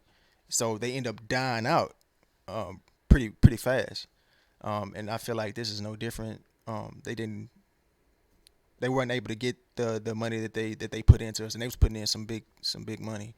And when you're doing that and you don't have a clear cut plan on how to get your stuff back, man. But I feel like in the case of me, I feel like I do have a great personality, but we're players first. You know what I'm saying? So they had a big studio and all that. Like, you have players and you have people who, you just got to bring that side out of them. You got to show them the way. You have this big studio. Teach us how to, what's the word I'm looking for? Media training. Yeah, like media training. Like, teach us that, because we're players first. And a lot of people just don't have that naturally. So, I mean, you can have somebody on the squad that show you the ropes and how to set up things and how to appeal to the masses and stuff like that. But I don't feel like we were ever given the opportunity. It was just like, okay, we signed you. You might not have the skill, but you better find a way. You know what I'm saying? But not everybody has that. We just so used to playing. But me, like, if you go to my stream, sometimes I act an ass. You know what I'm saying? But because that's in me. But I don't force it. You know what I'm saying? I don't try to like force that type of stuff or be something that I'm not. If it comes in the moment, it's in the moment. You know what I'm saying? But I'm not forcing it. But yeah, it's just unfortunate how that all went down, and that really, it's like, because you don't see my struggle. You know what I'm saying? You didn't see my struggle. You don't know what it took for me to get here, to get in this position, for you to even batter out of my way. You know what I'm saying? And it was a lot of people who was on Echo Fox that wasn't there. They changed employees so much and stuff like that. That the same people when I got on, they wasn't around. So these people who get in now, they don't care. They just like they're looking at the papers like, okay, who we need to cut out? Okay, we losing money right here. We losing money right here. Like, they don't see your history. You know what I'm saying? And they don't. Neither do I feel like they care. You know what I'm saying? Certain people might care within that, but not everybody does. They're running a business here, and I understand that. And it's just the harsh reality of things. But it's I don't feel like we got so long to go, Josh, as far as having any type of real security in this. And I tell people that in my stream all the time. Like, you think it's all sunshine and roses, but until you out here really living this life, like, it's it's hell, man. It's another side to it. You see us on that stage and you think everything is great, but when we off that stage, it's pretty rough, man. And another thing that needs to be talked about is like mental health in this, because I noticed a lot of people and a couple of people coming to my streams and trying to balance this, their mental health and this lifestyle is not too great, because you're trying to balance your life as a professional player, and then there are sacrifices to it as well. Like, I had to make some sacrifices, ones that I'm not proud of, or ones that hurt. But and I go through my own mental struggles as well, man. And I feel like a lot of players do. They just don't talk about it. And I feel like that should be more of a conversation. And I feel like teams should really get involved and really try to, understand what's going on, or talk to the players and make sure they're okay. You know what I'm saying? Because I don't want to get too personal, but I remember Knuckle was going through a certain situation like that, and it's good that he was able to come out of that, but it's very real and it's not talked about enough. And I feel like organizations should really get on top of it. Well, we definitely have got to improve on our mental health altogether, not just as a nation, but also I think as a world, because we can't see it manifest until it's almost too late, right? Yeah. It's stuff happening in here where you can't get a read of it through your heartbeat. You can't do, blood work tests to see how you're doing. It's part of this element of the human experience, and it's very difficult to figure out. I mean, we've had a lot of strides in the science and in the fields of it, but the analysis of video games has shown the positive effects that it's brought with better hand-eye coordination and concentration and stuff like that. But you're absolutely right. The athletic grind or the player grind that has to happen, and the guilt you'll feel if you didn't spend an extra hour working on this in the lab and making those sacrifices. No, we don't see that as much because that's in your training corner, and it's. We get to see a peek of it when you guys stream, which is cool. But again, you're entertaining, right? So you're not even 100% focused on the game. You're also focused on the crowd that's there and making sure they're having a good time, which is why you said, you're entertainers. It's almost like you're player/entertainers. If there was a word, you think of athlete, but then you think of people on a field. So if there's a word that we could figure out that would explain that, great. But for now, the player entertainment side, when you have to make these mental decisions over and over again, and if you lose, you're not getting any money. Yeah. So all the investment that you've put in and your personal funds that you've put in and the weekend that you asked off from work, in your mind's like, oh, this is all for nothing. Yeah. Which is that can be devastating, right? Yeah, so how do you fight against that? I mean, what are solutions? In my experience, being an entertainer for so long, and the self-doubt that I would have, and I can't believe I said somebody's name wrong when I was on stage and stuff like that, and that I'll beat myself up over it for years and years and years. Or I'll think back on it and kind of smile, and somebody will make a meme out of it, and okay, it's funny. But there seems to be this conversation that's happening more and more around, there's problems of mental health and how do we get better at it. But I don't know what the solution is other than starting to talk about it, and even for you to share the behind the scenes of what it's like to be on a team and the pressure that brings. I think it brings so much pressure. Especially representing, you got former NBA players, behind you and stuff like that, and multimillionaires. It definitely plays a part, man. Well, I think maybe a part of the leadership that we can bring into the future as we go into our 30s and younger people are playing these games and going to the tournaments is to help them have realistic expectations. Mm-hmm. I think that could help in the context of supporting, let's jump into Echo Fox. Ideally, what would you have liked when they signed you? To say, hey, this is going to be for 2 years. We don't know if it's going to continue after that. Here's what to expect. But at that 2-year mark, we don't know if the contract's going to be continued. Would that have helped you kind of? We need more of that. Like when I look at NBA stars, you're already known it's going to be 2-3 years. You know what I'm saying? When it's with a sponsor like Echo Fox, you got a year contract, and then depending on how that year goes, it's like I would start the contract, and then you go through the series of tournaments, and then you try to figure out, like, this is playing in my mind, like, okay, I know how I did here throughout the year, and then you're stuck wondering, like, damn, I'm not hearing anything from upper management, like, how are they viewing my accomplishments, or my shortcomings? And you don't know. You just plan, but you don't know what there's your fate. Yeah, there's no measurement. They're not giving you any type of measurement. And then all of a sudden, at the end of the year, when you like, damn, it's over. They be like, hey, want to go another year? Like, oh my god. So it's like I would really like for there to be more than like a 1 year, to give me like a 2. Okay, we're gonna sign you for 2 years, and at the end, or the life cycle of the game. Like, okay, we're going to sign you for 3 years, or if the pro series of the tournament has run out, right? So that's like a 2-year window at least. I think that's a better expectation. It's a better expectation. And it's a 2-year cycle, so that justifies moving, investment. We're like, okay, I know what I'm doing for the next 2 years. Exactly. Yeah. Exactly. I think everybody would much rather have that. Yeah, I'd much rather have that. So like you said, you'd be able to plan your moves better. because I would be like, okay, if I get another year, I can. It's like you held off so long on doing a certain thing because you didn't know if you was gonna be guaranteed another year, and then all of a sudden when you guaranteed another year, like okay, I can finally go and do this. But then now you're stuck wondering like, okay, well damn, I did this now. Am I gonna be secure at the end of the year? Well, you know what's funny is this is what a lot of TV shows will go through. I mean, they don't know if they're going to get renewed or canceled by the end of the year, especially if their ratings are struggling. Some of them. Other ones, like, Game of Thrones, like, yeah, we have 7 seasons and it's over, 8 seasons or whatever, and it's over. So in the production world, in the entertainment world, that definitely is true when you're part of a crew for a TV show where you don't know if it's going to get renewed or not.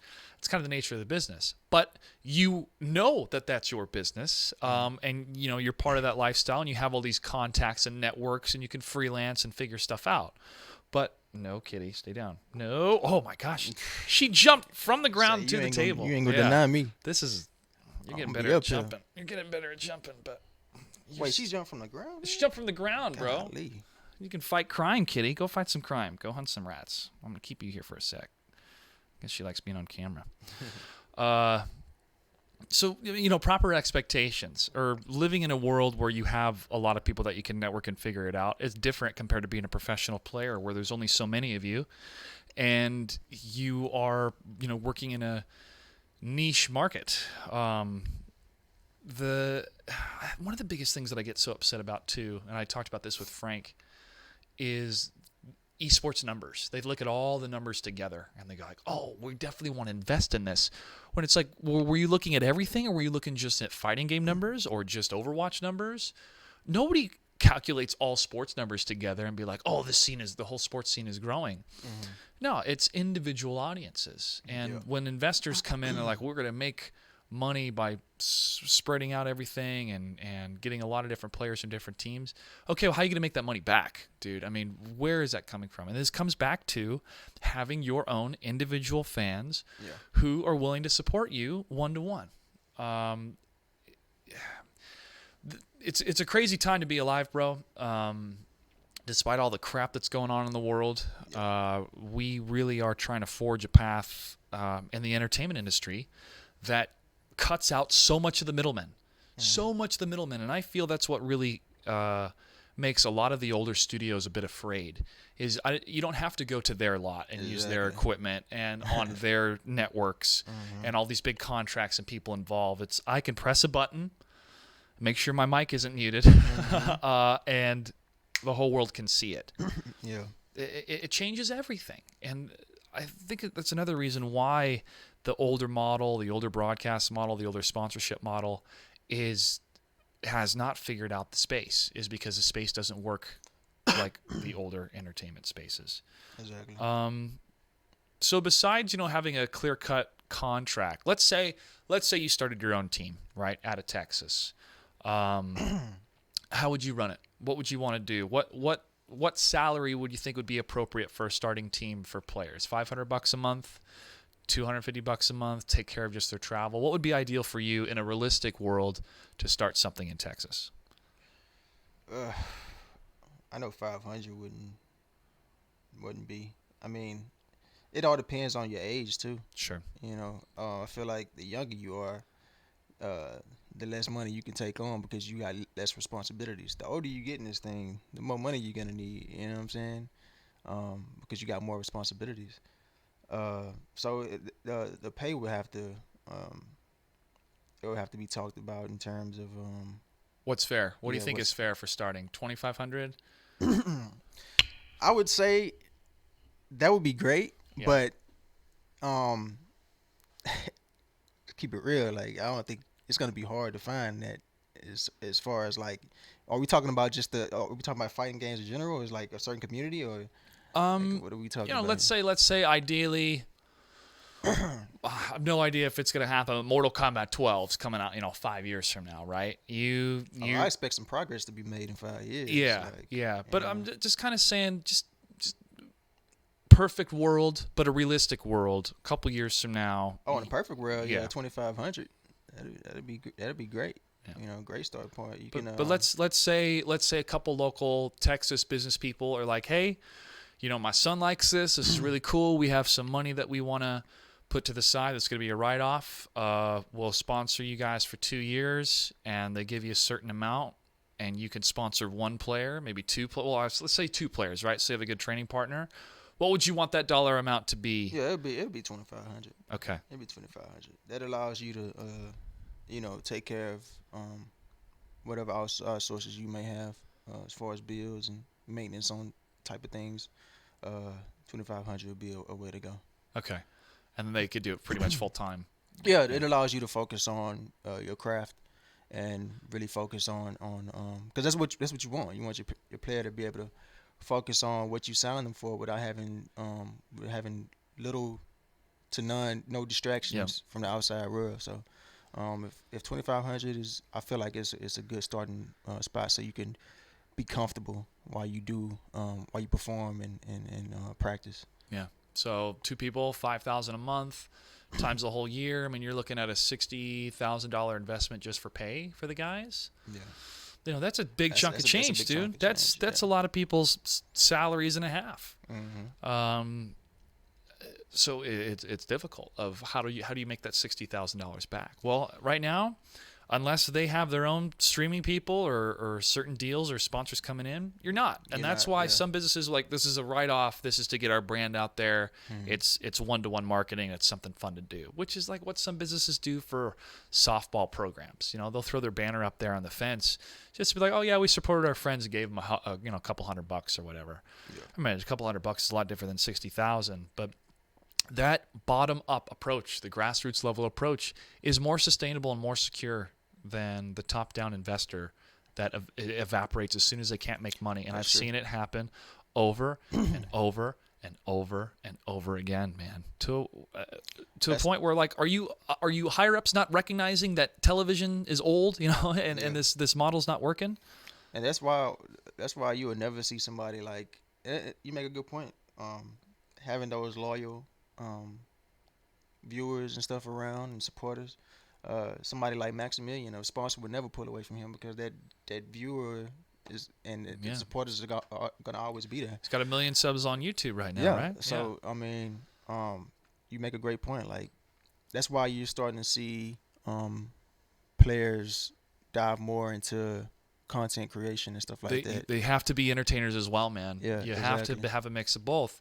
Media training definitely would help, and hell, if I could afford it, I throw a little workshop together and do something over a weekend on how to help people be better media trained, how to form their words together, ideas together, building a personality, all that stuff.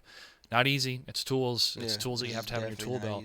And it's not just that. It's like you gotta be. That's what kind of turned me off to YouTube so long, because I didn't know how to work. The video editing software and stuff like that. Like that keeps a lot of people from pursuing that as well, because like, hey, I don't know how to edit videos and do all that. Like it took me so long because I have I forgot the name of this program, but a homeboy showed me how to do it, and even after he showed me, I was like, man, it's kind of too complicated. And it took me probably another 3 or 4 months before I just actually was like, all right, let me get on YouTube. You can find a lot of stuff on YouTube. Yes, it's like, let me just get on YouTube and see how to work this program. If I could just learn the basics, how to cut and, maybe do like a little fade in or something like that, and cut footage and stuff like that, I can start getting this rolling. And I learned how to do that. And I still suck with it, but I'm able to get content out there.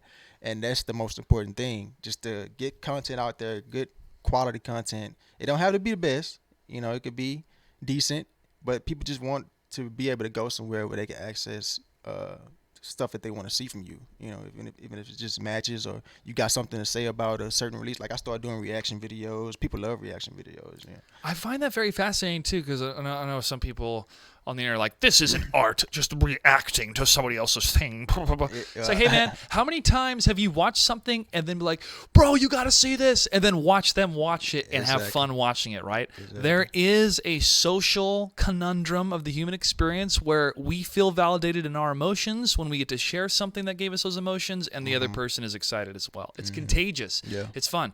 I get it. I haven't made any reaction videos because I'm usually smoking weed when I'm watching stuff, and I'm like, oh my God, everything's exciting when you're smoking weed. So I got to do it sober. But also, there's so many out there that are awesome, and I do like watching some of them.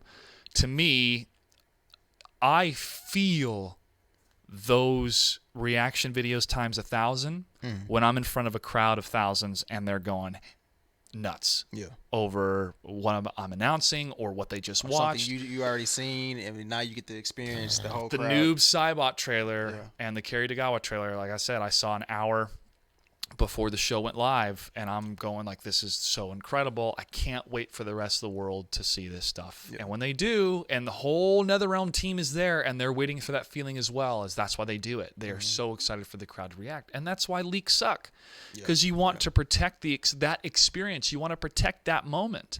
And as an artist, it's one of the greatest moments ever when you get to reveal something so special, so well done, so mind-blowing, so raising the bar in terms of the professionalism or the presentation that you fight for that experience.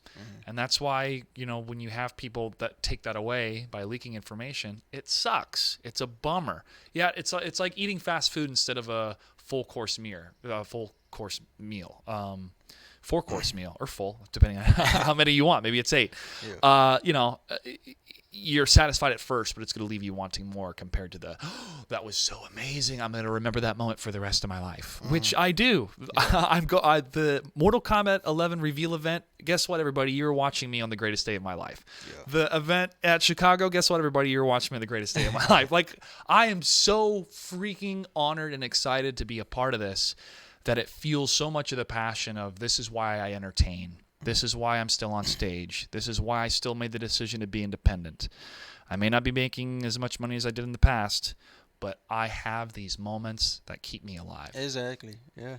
And that's what we talk about. Like, it's the same for us when we beat that tournament demon, or you make top 8, or, you know what I'm saying? Those big wins, you never get tired of it, and you never get tired of that feeling. And you're always chasing that same feeling. Chasing the dragon, man. Yeah. When I started to feel that feeling when I was a kid, 5, 6 years old, doing plays in school and musicals and singing these solos and stuff. And here I go, the nerves. The quote that has always stuck with me was, if you're not nervous about your passion, you are not passionate enough about it. Yeah.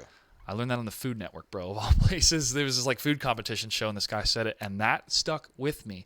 Because I'd be like, why am I nervous? I've been on stage multiple times, or I've danced and sing this number so many times. It's because the nerves hone in all of your senses into that moment. Even when you try to deny it. Like, I'm not nervous. No, I'm nervous before every show. I get a little bit nervous. I want to make sure it's the best show possible because the audience deserves that. But that's what hones you. And that rush, that feeling, oh, yeah, I live for that, dude. And when to me, it's silence. When I've performed in theater or done, musicals, it's when you have the crowd silent and they're feeling the emotion and they're hanging on every breath.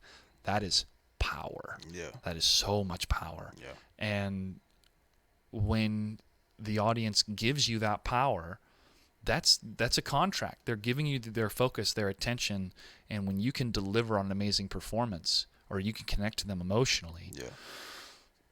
I mean, there's something so magical about it. Yeah. And it's tough. You can't really recreate it. It has to be genuine. It has to be honest. It has to be the truth in the moment. And that's why I love doing these events. Like I said, I will host till the end of time for NetherRealm. I'll produce whatever they want me to produce, all that stuff, because they get that. Yeah. They're entertainers, all right? This is the entertainment business. And they're putting on, I think, what is going to be the biggest and best show of this decade when it comes to video games. Man, look at 2011 with Mortal Kombat 9 and now 2019 with Mortal Kombat 11. Let's jump into the game, all right? That's right, Shang Tsung. Bro, Kerry Tagawa. Yeah. What do you think about this amazing character being the first DLC? Man, I was hoping he was in the game, but I thought, it was rumors going around, and I was like, it's a chance that he might not be in. But yeah, I got so hyped when I seen it with the crypt, and I was like, yo, like, they actually have this man in the game. Like, I grew up, watching the movies and stuff like that, just like you, and it's crazy. What has me so excited is that we know we got the old version of Shang Tsung, and if we can get the younger version that looks just like the movie, oh man, with that black leather jacket. With the black leather jacket, bro. Oh my god. Oh my goodness. Yeah, for sure. That'll really set it off right there. I don't know if this is true. This is just speculation on my part, but I heard Tom Brady last night. We watched one of his videos. He was saying that they were trying to get Kerry Tagawa to come back as Shang Tsung in Mortal Kombat 9, but it didn't happen. I think it's because Kerry is SAG-AFTRA. He's union, right? I don't think Mortal Kombat 9 used union voice actors. I'm not sure. I'm just speculating. I can ask Nether on this some other time. So, non-union, union actor, can't do it. Not even to pull a favor, just can't do it. Now that they're union, because they're with Warner Brothers, right? And I believe all of the voice actors they use are SAG-AFTRA union. Well, he's part of the union. Boom, we can bring him in, and here we are, right? I mean, that's, to me, I just think like, wow, why didn't they do this back in the day? It takes contracts and media endeavors and stuff when you're working within the union, because the union is part of the protection for the performers. I mean, the union says if you're a voice actor for this day, you should be paid at least this period, right? At least. And I really would like to have a little bit of that union stuff in the esports world, but we're new media, and new media is moving so fast and performing backflips over the older media that the unions didn't know how to keep up. So, to me, it's just having the integrity and the paperwork in place and making sure that, you're paid what your rates are and on time. And so far, I haven't had an issue. But a number of years ago, players and professionals were not getting paid for some events, or the payment was taking months and months and months and months. And that stuff is not cool. So, having that stuff is a good protection. But there's no union for video game developers. And I think this was a bit of the contention that was happening when the voiceover artists that went on strike in order to get better pay or residuals with video games and stuff like that, is because the video game developers we don't get residuals, we don't get back pay or rewards for how well our game does in a union type sense, right? I mean, whatever their company structure is, cool. And I found that conversation even more illuminating and direct because of all the layoffs that happened with Activision Blizzard, because of all the crap games that have come out from AAA developers lately where they're not done. I'm sure they crunched like hell to get it out, but it wasn't ready. And who's telling them it has to be ready? They're investors. The investors don't know how to design a video game. They don't know the code necessary to make sure that when you're in a loading screen, it doesn't crap out your PlayStation 4 where you can't turn it back on. There's so much of those things. It's like, what QA person let this stuff go through is because they're under a time crunch. Maybe a union would say, if your game is not ready within this 3-month period, the publisher cannot force you to release the game or something like that. Some sort of those protections that could help people avoid those situations. I see that as a possible answer in the future, but I don't know, man. I just keep waiting for leaders to show us the way, but there's such a vacuum of leadership in general, not even just the video game industry, but in general. It's us having to lift ourselves up by our bootstraps and figure it out on our own and try to make the right decision for everybody so that the younger generation has a better path to follow. It's tough. It's a lot on our shoulders, bro. It is. A lot on our shoulders. But it's okay. You know why? Because we got Jay, dude. Oh, my God. One thing I wanted to say about Shang Tsung, too, is that we're going to have, we're going to have some some little Easter eggs for the movie. Maybe when he get matches up with Liu Kang, he want the run back. Maybe it might be some little jabs there. Exactly. That's right. Yes. Oh, you know what I want? Each time he wins a match, I want him to actually take your soul. That would be great. He says that line, animation, and then he takes your soul, and then it goes into the slow motion. Or be that a fatality? Would you like that as a fatality? Rip the soul out of somebody, or is that just No, I just want it to be like a win. The winning pose or brutality. What is a brutality? Yeah, and a brutality. That'd be great. Yeah, so I would like for them to do. They probably do got that. It'd be cool if that was the brutality. He took the soul and then they just turn white and fall over, and then you change into them and do their win pose, and then wink at the camera. That'd be scary, invasion of the body snatchers. That'd be good. Ooh, that's fun. Yeah, but I'm definitely. This really like a movie, man. I'm so glad. Yeah, I wanna jump into that, dude, because growing up as a kid, being in the movies, being on TV, always a huge dream of mine, right? I wanted to make it happen, be a performer. I got to do it. I've been on television multiple times. Yeah. It's incredible. My 5-year-old self, I could tell him what I've done in my life, my career, he would be enamored, elated, so proud. The fame and money portion of it, unfortunately, didn't really come my way yet. Yeah. But the amount of fame that I have just, within the fighting game scene and the video game scene, awesome. Super grateful for. I've been recognized once or twice walking around in my life, and that's been like, okay, if I find out that I was going to unfortunately pass away tomorrow, most people are like, I had a pretty good life. I got to do some cool stuff. Yeah. But the dream has shifted because media has shifted so much. I absolutely love to do a movie. Like to do that stuff. So much magic. What you can do on the silver screen and presenting a beautiful story to somebody in 2 hours or less. Awesome. However, if you were to tell me we're going to give you your own internet show, you're going to be live on YouTube and Twitch and Mixer and everywhere, and you get to do something with fighting games or something with this or something with that as a host, as you, or we're going to put you on network television as an actor playing a character in a really hit show and to give you a full season. I think I'd rather do the hosting thing on the internet because I can reach more people. Yeah. The network TV spot, cool for my resume, cool for the career and the experience, but is it the proper step forward for where I'm at in my career right now? Yeah. And that's been something that I've had to think about a lot because I tell my 5-year-old self, well, TV has changed, right? Being on television isn't what it was when I was a kid.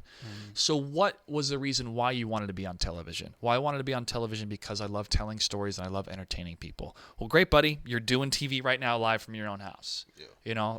That type of change has been something really coming to grips with going into my 30s, and I think this is something maybe you players kind of have to go through every time a new game comes out. Where I was excellent in this game, the dream came true for me. I made it to the finals, but now Injustice 2's out. I have to change it up. I have to reshift and refigure out what I want to do for the next couple of years.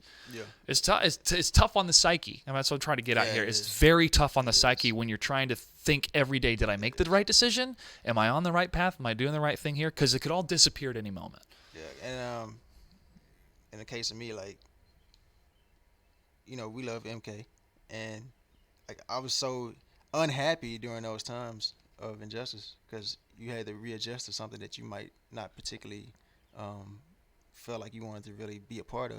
You know what I'm saying? So, but I was conflicted because you also love this community and you love the guys that you train with day in and day out. So, that kept me going in that aspect. But you definitely have to. It's definitely an adjustment that some people probably are not ready to make, and that's why you have such a split in the community as well. You have people call themselves Injustice players, and you have people call themselves MK players, and we're split in that sense. And maybe one day we can get to a chance to a spot where we can juggle 2 games at once, because it seems like we're having a hard time doing that as well. Juggling 2 games. Well, I think just on the marketing side and the budget side, it's always going to be one at a time. Yeah. From a business standpoint, I can see that. But I want Mortal Kombat 11 to rock for 3 years at least. I want it 4. Just 4, yeah. Just give it 4. I mean, I wanted to take us into the early 2020s, and I think it's going to be a bit of a longer run because we're getting close to the next console generation, I think. Yeah, and then we definitely are. I mean, it's like once every 10 years, and just about 10, yeah. And I think the world's kind of in for a whole attitude reset going into 2020. Yeah. Things are bad, dude. Economies are not good. I think a lot of people are starting to rethink the whole current system of capitalism that keeps going through ups and downs, and to bring in more regulation or try to fix some stuff to where we're not having people working 40 hours a week and still in poverty and still in crushing debt. It's one thing when you're like, oh, lazy, or you made some wrong business decisions and life's a little bit hard, but you'll figure it out. Like, yeah, 1 or 2 people out there, sure. When it's the majority of us, I think there's a problem with the system. Yeah. And the system's been changed before and we're ready to change it again. But that's super top level, like looking down on the world, how things can get better. But I think that would help with our mental health too, man. Yeah. When you, one of the presidential candidates right now, Andrew Yang, talks about universal basic income and how if everybody in the United States got $1,000 in their bank account every month, could we afford it as a nation? Absolutely. We're the richest nation in the world. Would it make people more lazy? No. No, they've done studies. They've shown that it doesn't. It actually gives them a bit of a lift to pay off their bills and more enjoyment in life, spending some more money, getting out of debt faster, but still going to work. Yeah. And having maybe a little bit more passion going to work, A little knowing bit more that, flexibility. yeah, having some more flexibility. Yeah. Those type of ideas I want us to have in the conversation, because imagine if a fighting game player who is dedicating themselves to making content, entertaining, streaming, attending tournaments, and having a nice little $1,000 at least guaranteed in their checking account on top of what they're getting from sponsors or, their part-time job. It just feels like it takes the edge off of surviving in this world when, we've gone to school, we've put in, at least for me, put in the time for college, have the debt from college, living within my means, but still going, man. How do you feel about that, like the whole college thing? Like, Ooh. Because for me, it was like... All right, we'll talk about college, and we're going to talk about some Mortal Kombat 11 after that. So for me, was college worth the experience? Absolutely. I went to school at first for computer engineering when I was in the Air Force and realized I did not want to be a computer engineer. I wanted to be a pilot, which is what I was there for. But it also the reevaluation and the commitment, the recommitment to I'm an entertainer, I want to be a performer, I'm going to go down that line. So I went to college for another 2 years full-time and worked full-time so I could pay off all that tuition fund at a community college, a dope community college called Tidewater Community College in Virginia. And after graduating from there, 4.0, when I actually cared, high school I got like a 3.2 GPA because I was so over high school by my junior year. I was just ready to move on. I was playing video games and whatever. I just was not doing calculus homework because I didn't care. College, I'm paying for it. I'm going to the classes. I'm doing the homework. I'm busting ass. And professors acknowledge that. So did that for 2 years and then went to Old Dominion University for the other 2 years, my junior senior year, took out loans, lived in an apartment with roommates, and studied acting. At the same time, my career started to take off with MLG and hosting and producing. So here I am going to college for what I'm doing already in real life. So I kind of had one foot in the door of, doing these gigs once every quarter and another foot in the door at school. My professors recognized that, so they didn't penalize me as much for having to miss a class or miss a paper or whatnot. So I got a 3.8 instead of a 4.0, but I still busted ass. Great experience. Got to do regional theater, one step below Broadway theater with Broadway actors. We did Death of a Salesman. Super positive experience with them. Treasure it for the rest of my life. Had awesome professors. Learned a lot of great tools. Learned more about myself. How to carry myself with more, it's like more like a man, but more...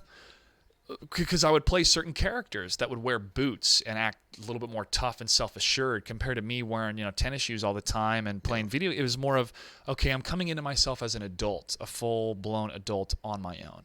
And to do that, both honing my craft and figuring out who I am in my 20s, awesome experience. Yeah. What's not awesome is the $26,000 that I still owe that keeps riding my back. And I, pay off a little bit when I can, but there's interest and stuff. So it's like the experience was worth it, but the stress years and years and years later starts to make you really reevaluate it, right? But it was worth it to me because I knew what career track I wanted to go on, and earning that bachelor's degree in fine arts and acting gave me clout in my own mind and in my own heart that I put in the work. And that's what really college is. College is for you to prove that you went to an institution, followed their rules, and learned a certain trade or about a trade or a craft or a specific subject.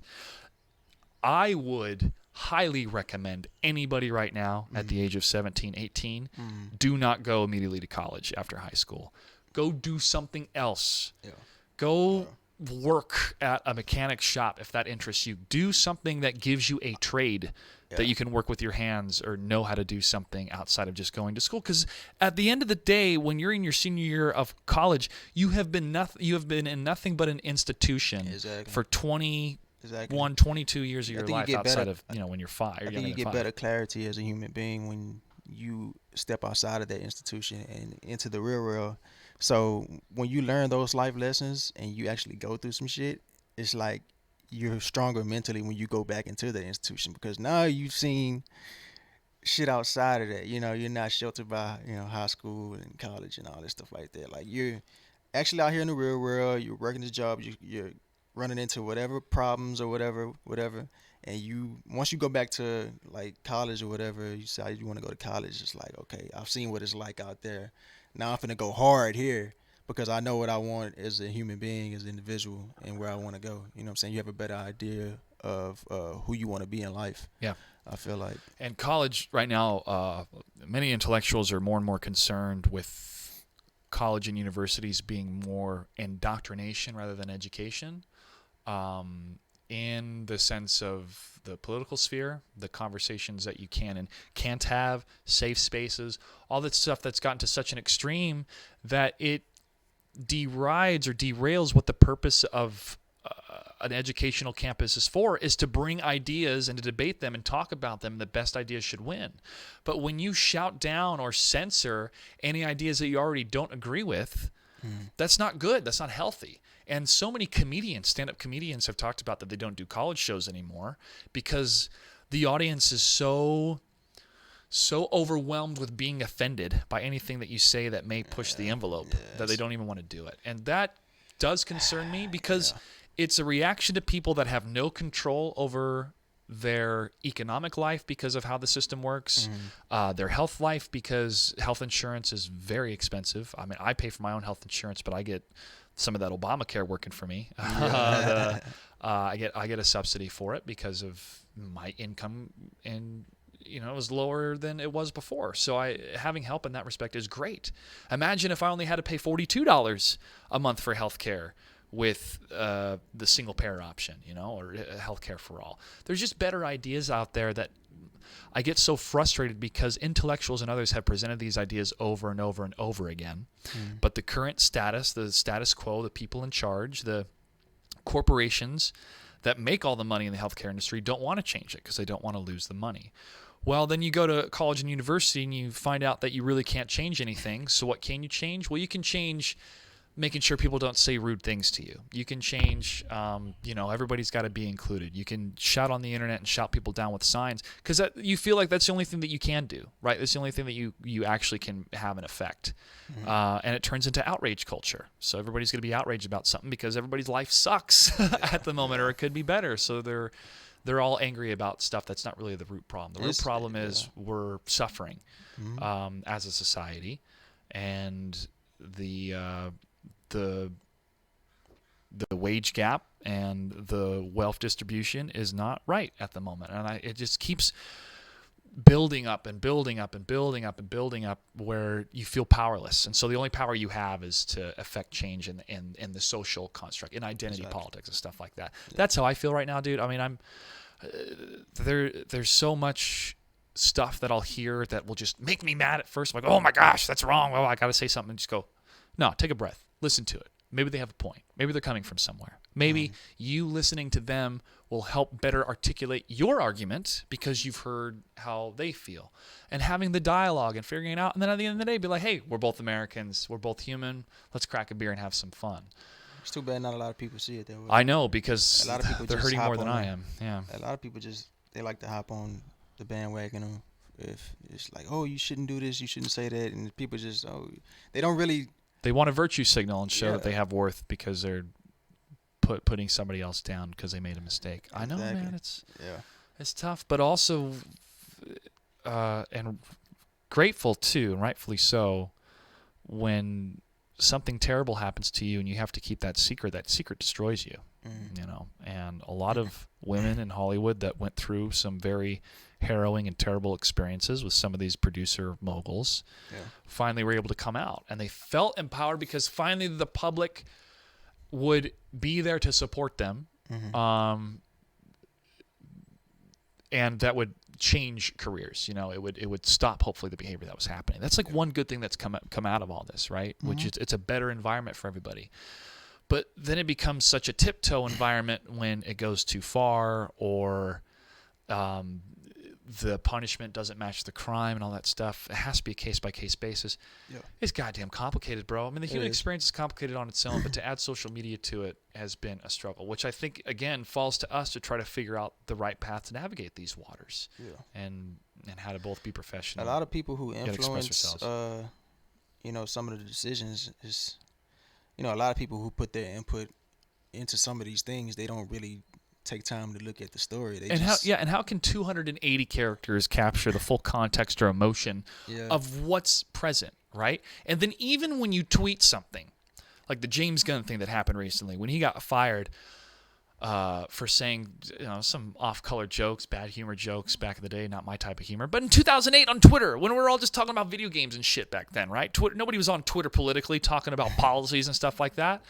So to dig it up and then Disney to fire him, but then now rehire him. Yeah. They did that to save face when the deal was going through between Disney and Fox. This is my opinion. When Disney and Fox was happening, Disney was buying Fox. They didn't want the conservative government to stop the deal, so they punished James Gunn for things that he already apologized multiple times for, and then they rehired him back after it all settled down, which may have been a stroke of genius from the top-down approach of Disney, let's just satisfy the angry fans now, but then we're going to bring James Gunn back and satisfy everybody else, right? So everybody kind of wins. But it to me, if it's totally out of context and the person has already apologized multiple times and you didn't capture the emotion in the moment, that's not what social media is for, but people are using it that way. They're like, you meant this in a text from 2008 that was 7 words long. Sorry, that does not capture emotion. Yeah, exactly. You can't read something and then, because that's what they're doing. They're reading it and then they're reading it in the emotions that they want to lash out at you for. Yeah. You know what I'm saying? And so they automatically have this view of you just by reading, seeing something. So I wrote this paragraph, a couple pages. I was going to do for a J.Gray report. And I still will, about this topic and about if a tweet offends, then a tweet amends, right? If you're offended by a tweet, then you should accept the same level of apology from a tweet, right? Shouldn't the crime and punishment and the apology all match? If it's just a tweet, then they apologize for it. Doesn't it cancel out? Well, people are like, well, that's just a window into their soul when you read the tweet. Maybe it's a window into their what they're thinking about when they're taking a shit. That's maybe what it is. Anyways, I think the older generation of gamers back in the day when we were all anonymous and saying stupid shit doesn't fly anymore because we have matured, we have grown up. Physically, literally, I mean, we're going in our 30s and we recognize that, that is another human on the other end, so maybe I shouldn't say those things. In the case of that... But people are still holding strong to that, too. I think the trolls don't want to let that stuff go. Yeah, in the case of that, I had an incident on Twitter where I kind of poked fun at Red Raptor, because he had this thing where... he's not really comfortable in the social aspect of things. And, when I was around him, he was quiet a lot. And, he doesn't like when people bring it up, and I didn't know. And, I just casually asked him, why are you so quiet? And, he took offense to that. And, he kind of brushed it off. But, he banned me on, got the ban hammer. Yeah, I got the ban hammer. And I kind of, went to Twitter one day because I think him and Hayate was having a little exhibition on Destroyer's stream, and I was trying to see how he felt about going into the exhibition with Hayate, but it turns out I was blocked on Twitter, and I was like, I thought it was silly, but you never, people go through things mentally on all types of levels, and some people are able to deal with things emotionally that maybe the next person isn't able to, power through. So, I started to realize that at first I was kind of annoyed. I was like, it shouldn't even be a big deal. I just asked a simple question, but, I just want to take the time out to apologize to Raptor about how I went, because I wasn't thinking about it in that terms. Yeah. You know what I'm saying? Back then, I was just like, I went through stuff myself, why you ain't just, what I'm saying? It's not even a big deal. But like I said, people go through things on a different level, and that's why we have like I might go through something, the next man might go through something, but that something, the same thing, might drive him to like suicide, like tendencies or something like that. You know what I'm saying? Like, so I had to really sit down and think about that, and I just wanted to apologize to him. By like the tweets that I put out and stuff like that.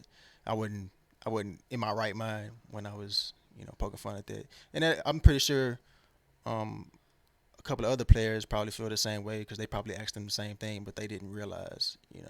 So you have to, and also that comes with like being in the watchful eye. You have to really be careful about what you say and do. Like I've toned down a lot from my younger days where I would just say and do whatever I wanted to. You can't do that now because you kind of something like a figure, and people look at you and what you do, and you're like under this glass. Yep. Welcome to the price of a little bit of fame. Yeah, you're going to be constantly judged for everything that you say and do. Exactly. But that comes with the territory. The wonderful thing about us becoming slightly older is empathy. And learning empathy and learning that, oh, you know what? I wasn't thinking about what you were feeling in that moment. And now I can see why that offended you. Now I can see that. It may not justify what you think the reaction is. Like, hey, I wouldn't have done things that way. I would have totally just handled it like a pro. But that's why we're different. Mm-hmm. And none of this stuff's easy. There's no guidebook I can open up and be like, here's how to have a really good profile on Twitter. Here's how to do this. Here's how to do that. It has to come down to, if somebody said that to me, how would I feel? Okay, I would take it a certain way. But if I said that to them, how would they feel? Oh, shit. You know what? I shouldn't tweet this. Delete. Yeah. Abraham Lincoln, there's a story about him. He wrote this letter. I think it was to a general. And Abraham Lincoln was irate. And I'll dive further into the actual story when I do this report video. He wrote out this letter just berating this man. And then he crumpled it up and threw it away. Mm-hmm. The feeling of the catharsis of getting it out. I mean, these are your emotions. These emotions are real, right? And to dismiss them would not be honest with yourself. But to also recognize what the emotions are and where they're coming from and are they even worthy to act on is experience. It comes with experience and knowledge and how to figure that stuff out. And dude, it's really tough when you can just fire from the hip. Mm-hmm. I've been guilty of it too. I've thrown insults at the president and he may be totally worthy of them, but I'd be like, am I really helping? Is my tweet to him really going to make a difference? When everybody tweets at Ed Boone about putting rain in the game, do you think like the one guy's like, this one tweet is going to make sure that he's in the game? It gets so goddamn annoying when you start to get into their headspace and be like, why'd you send this tweet? Because you wanted to feel good about at least I did something. And after a while, you're like, this is dumb. Yeah. This isn't helping anybody. This isn't adding to. This isn't edifying. It's not building up, right? So you kind of have to have that dance, but at the same time, you want to be real. You want to be honest. If somebody says some shit about you and you want to respond in kind, you want to respond how you want to feel or how you feel in that moment. I understand that. Just take a second before you tweet. Read it out loud and think about that stuff. But the older that you get, the more of a better sense you have of other definitely humans, calm down when you get older, man. It's just certain things that you just like, why? You don't even have to, but don't even bother. And also, it's going to be on your timeline for what, forever or whatever. So do you want to have that up there? It'd be 2030 and somebody putting something up from, 2018 or, something like that. You don't want that, and they take it out of context when they put it up. But hopefully, I sincerely hope we're smart enough as a society in the future where we're like, well, let's go back and look at the context. Oh, it seems like you're trying to do this as more of a character assassination hit piece than trying to defend the victims. It's like the intention behind that. Welcome to 2019, folks. We're trying to figure this stuff out. All right, dude, let's talk about Mortal Kombat 11. Here's the roster. Here's what we know so far. Jade, Aaron Black, Cabal, Sub-Zero, Scorpion, Baraka, Raiden, Shao Kahn as DLC, Shang Tsung as DLC, who's not pictured here, Devora, Garrus, Kano, Cassie Cage, Scarlet, Sonya, Johnny Cage, and Jackie Briggs. What you thinking about the roster so far? I'm loving it. And what I love the most is, like in the case of Jackie, how they redid like 80% of her playstyle. In MKX, I hated the character. I was hyped to play her at first, but when she came out, I just couldn't gel with her design. Now she's like this Muay Thai, like she's just so sick. Like she has cancels and all these kicks, and she has a grapple move where she holds you and kicks you with the knees, and it's like I'm loving it. You know what I'm saying? And even if she sucks, it's just the way that she plays now it just seems so much more fun to me. And that's just a character that I didn't think I would have interest in. Now returning, and it's like, yeah, I'm definitely gonna try it out. Same thing with Johnny Cage. Like I've never been interested in Johnny Cage, and this version of Johnny Cage that they made is probably the sickest version that they've ever made. And the way that he plays, everything he does is just so Hollywood. You know what I'm saying? It just speaks to his personality. And I was watching, I think I seen on Twitter a picture that somebody had posted. And I didn't notice this at first, but when he does his shadow kick, he actually lowers his sunglasses when he does the shadow kick. Oh my God, dude! I was like, yo, like, I was like that them small little details, man. That's so awesome. It's just so crazy, and it's just even when he does stuff like that, it's showing his personality, and it's just like, yo, I love it. Like everything about Johnny Cage, I love as a character that I actually want to try out. Same thing with Cassie. Like these are characters that I never thought I would want to like even try, and how they're bringing them out in this version of MK is fascinating, and it's just amazing that they're making me want to play these characters. That just shows you how well they designed these characters. Yeah, the stress test was the first time I ever touched Scorpion, ever. I never played him in 9 or X, and Barrett. Yeah, we're limited with 3 characters, but I was rocking with Scarlet. And then I was getting blown up by this Scorpion that was so good, and he would just get that freaking low mix-up or that second hit that was a low that would hit me. Then he'd teleport. And I'm like, okay, I need to understand the core mechanics of this character. And I started to play, and I have that video on my playlist. But I was getting my ass kicked, but then I started to get the feeling of Scorpion, and I started to get where his best positioning was, and I started to get excited to play Scorpion, and I was like, what is happening, bro? What is going on here? His design is great. So, I'm definitely going to play all the different characters, but dude, that's who I'm ready for. Jade? I'm ready for Jade, man. She looks great. Yeah, she definitely does. Her attitude is awesome. The sound effect of the staff, the pole, is beautiful. She looks like a kick-ass Robin Hood type figure in the green, bro. I'm so looking forward to seeing how she's gonna play. I feel like she's gonna be very annoying, to deal with. And then Kotal Khan, he's not in the beta, but he looked so good. Yeah. And the combat cast, the Jaguar moveset. Yeah. So I think it was Shijiki Dink's podcast. They're talking about how if there was a brutality for Kotal, it'd be cool if it was in his Jaguar form, and he just went and bit their neck. And that's like some animality type stuff. Absolutely. Why not? Yeah, why not? Just call it animality. Yeah, I definitely brutality. feel like I definitely wouldn't be surprised. The move where he turns into the Jaguar and he tackles you and bites your neck. I wouldn't be surprised if that becomes a brutality. I'm pretty sure if it's not, then it's a travesty. It looks great. I think Tom Brady mentioned that maybe they were designing Beast Boy for Injustice too, but it didn't make it, so they just took the assets and put it over to Kotal. Yeah. Then Phil Lamar's back as the voice of Kotal Khan. Nice. Yeah. Definitely a great voice actor. Oshtek.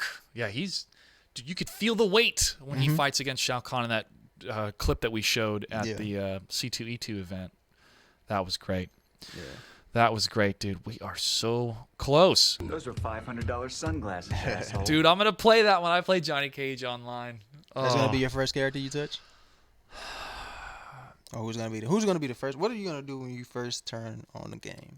April 23rd. April 23rd. Katana.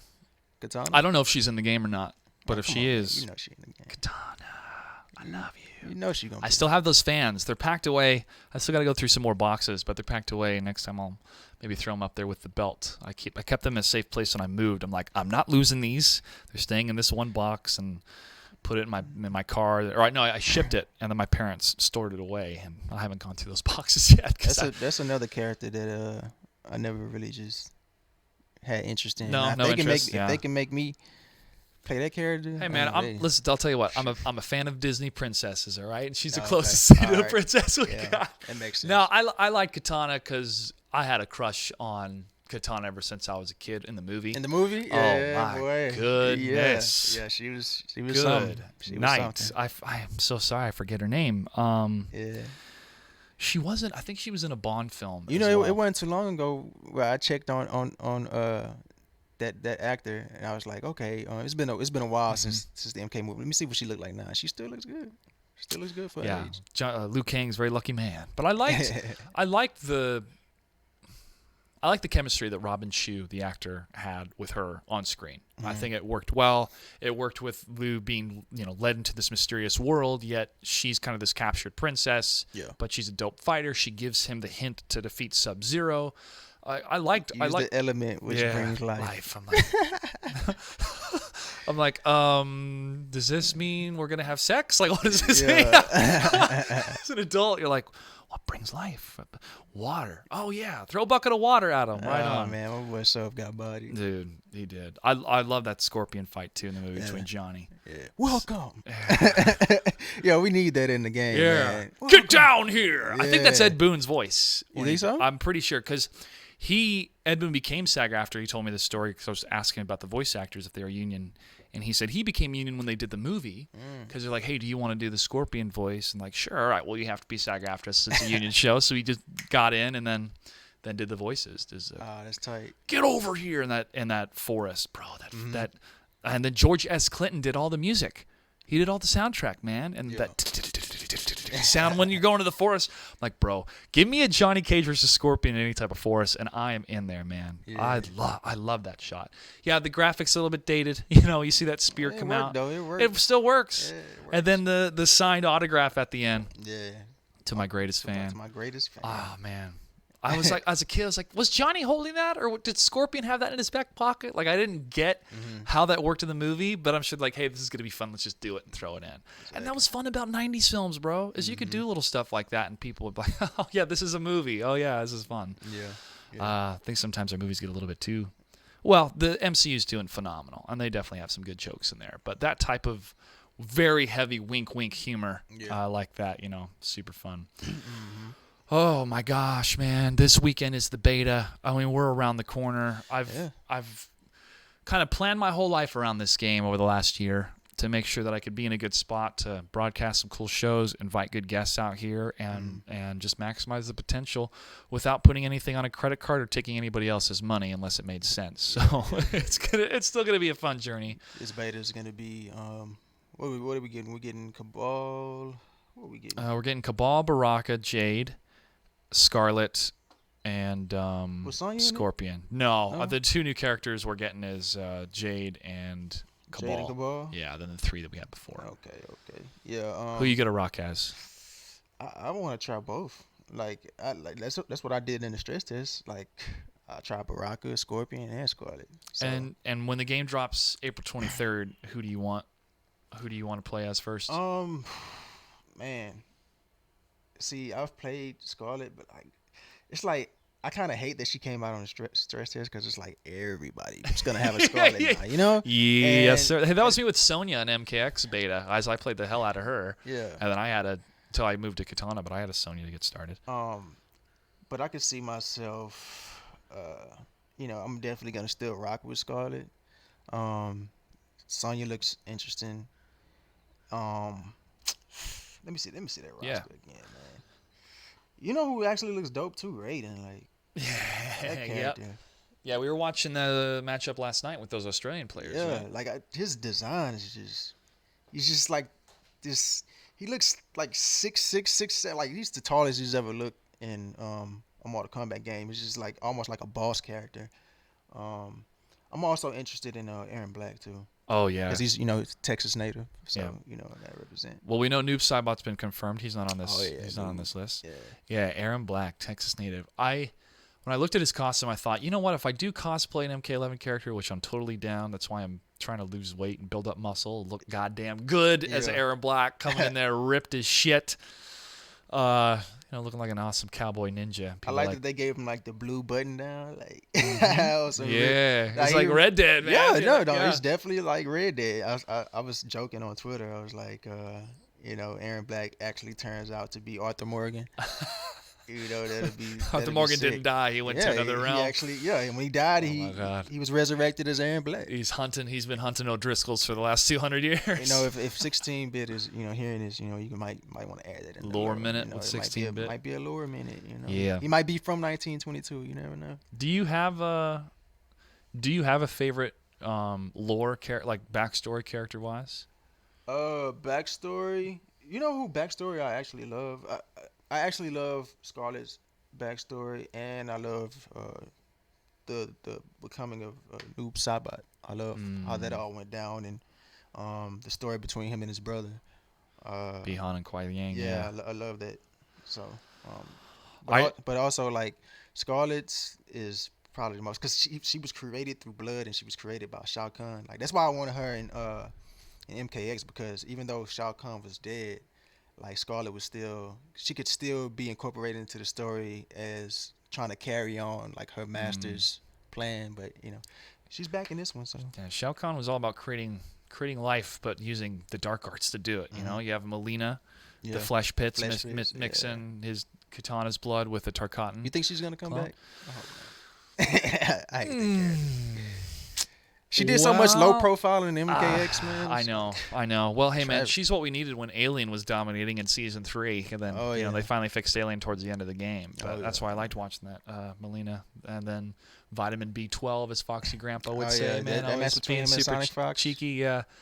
That back one, too. So I do want her to come back, because I like her story of she doesn't know what her place is. She was created to both like kind of usurp her sister and lead on, and then when she does lead, people undermine her, and then she's killed by Devore. I mean, she gets taken out. We always get unlockable characters. Yeah.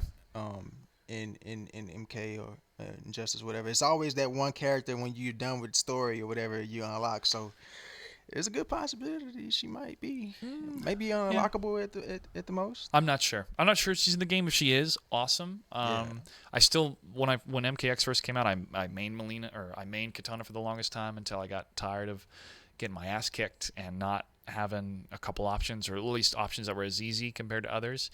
So I switched over to Melita and Takeda, and I was having a lot of fun with them. And then I saw Sonic Fox win. Well, I think it was either Season 1 or Season 2 of the Pro League with Katana. I was like, what? What? It's not Katana. It's me. That sucks. I got to get better. But I started to click with Melina. I liked her options, and I loved her brutalities. And I loved some of her moves where she would jump and do a stab, but if you pressed, I think it was down and one or another button, she would do ba ba ba ba ba ba, and it was just enough time that I would do it in my opponent's face. Even if I'm online, I'd just be like ba ba ba ba ba, and I'd get so hyped. I get so hyped every time. So for me, if she's in there, she's got similar motions, then yeah, I'd be very tempted to play her. But no idea if they're in the game. Jade is though, and so I'm definitely gonna mess with her for a bit. But man, we're weeks away now. How do you feel about the way the game plays? When I got to play it at the reveal event, the first feeling, like everybody else was feeling, because I'd been playing some MKX ahead of time, is this is slower compared to MKX. Yeah. And getting used to movement, like any video game, is going to take a little while. And after you get the initial hump of this is different, I gotta rethink this, rewire the brain, figure this out. Oh, this is what a fatal blow is. Oh, this is neat. Oh, this is cool. How do I take that into combat? Like this sense of discovering something new yet familiar was awesome. Yeah. And then playing the stress test, bro, my footsie game needs help. Like I would just keep rushing in or looking for time to wake up or just block and then try to find a punish string. Then I started to back up more and go, I can do 2-1-2, 2-1-2, 4-4 special move. but I couldn't practice that in No. a lobby. So I'd be sitting there like, okay, block, get out of this, throw. All right, now go for it, 2, 1, 2, 2. And, I just get super excited. Yeah, you got to practice in the moment, and it would get frustrating because I'm seeing tech that I've never seen from these other characters who have had a little bit more time with the game than I've had. So I'm just trying to do this one combo to get the timing right, but I can't even find an opening to do it because it's not the fastest combo. Yeah. So for me, it's the new yet familiar feeling doesn't intimidate me.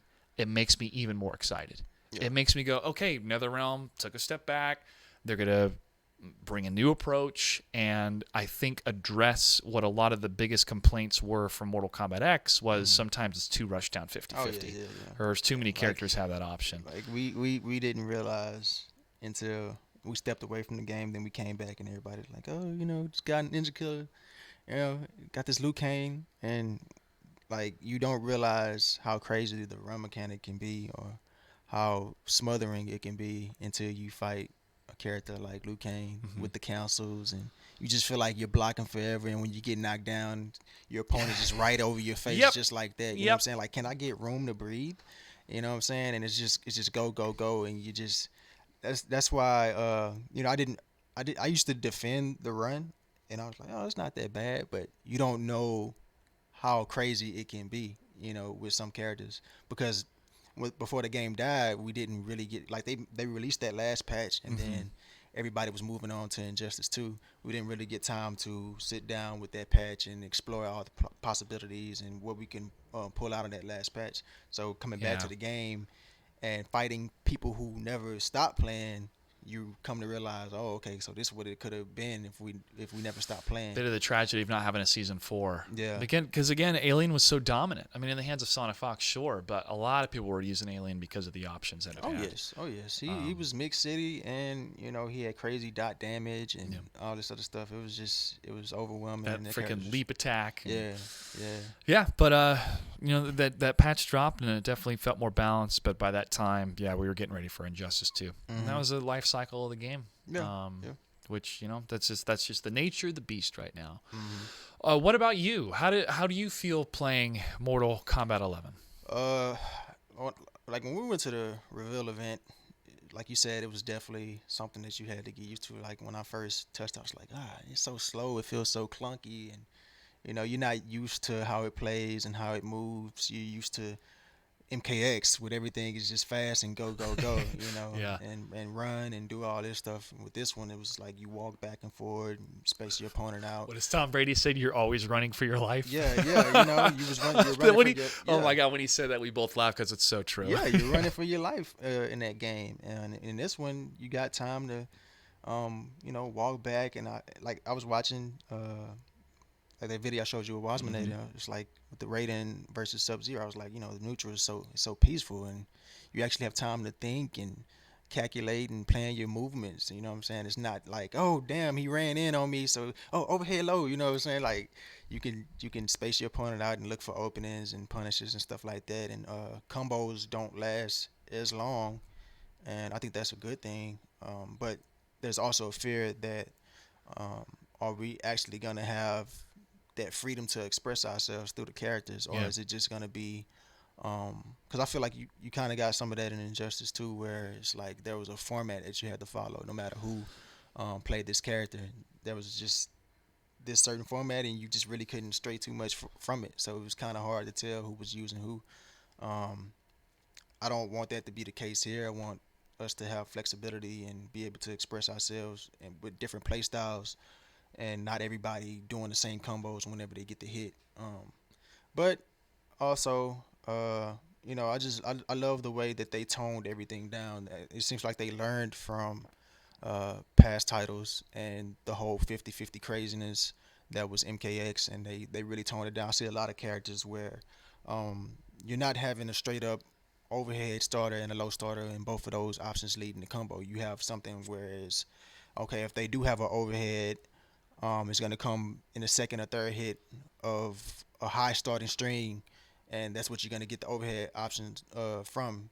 Whereas they might have a low option. That'll be the only low starter they have. So they're not mixing you with overhead low starters and you having to guess on a wake up.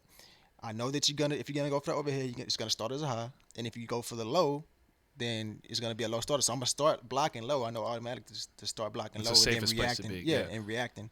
There is overheads in this game, and it's universal, but they don't lead to combo. They just knock down. It's a sharp. That was the first thing that I really noticed was a lot of the moves that I was doing didn't lead into juggles. Didn't lead into special move, finish like it was boom, hard knockdown. Bam, bam, hard knockdown. Boom, boom, cross the stage. Yeah. Oh, there's the launcher. Okay, now I can execute on that.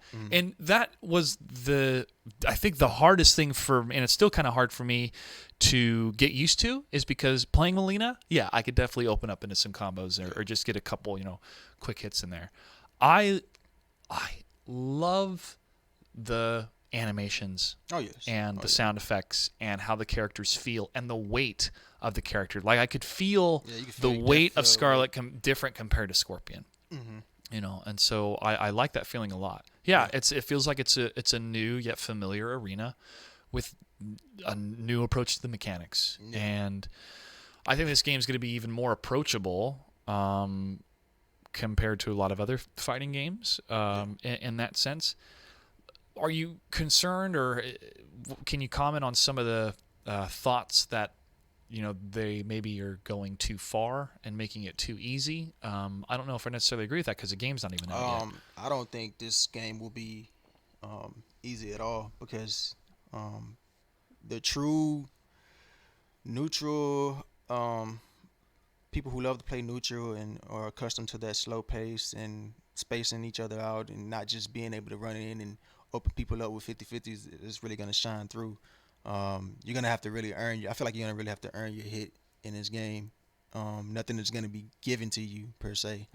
So you're going to have to definitely think more, and by thinking more, it's going to really show who's going to be the upper echelons, because I feel like in MKX, some people were just able to get away with 50-50s in the Vortex, and that's just the way the game was played. Even the top level, whether you were top level or a lower level, the Vortex and the 50-50s was always there, and it wasn't hard to do.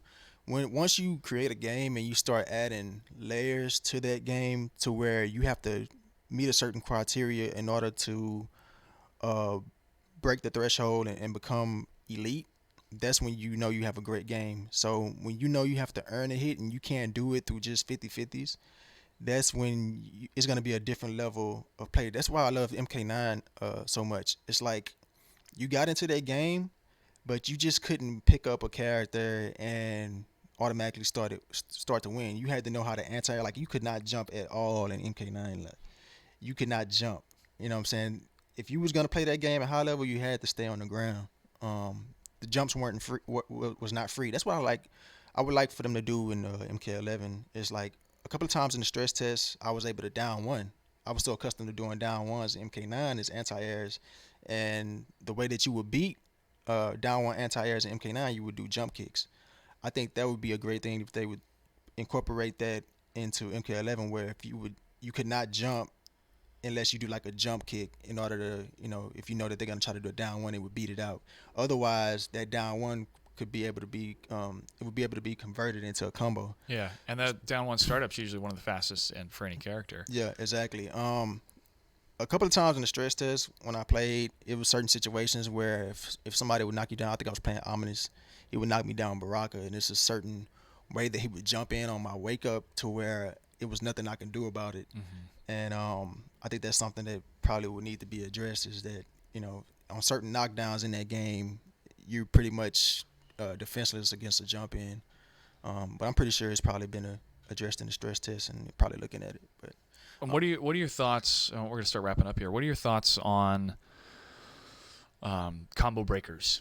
And we saw Sonic Fox make a post saying that they should be taken from the game, or there needs to be better design or differences with the defensive possibilities. What are your thoughts on that? Yeah, I see where they're coming from.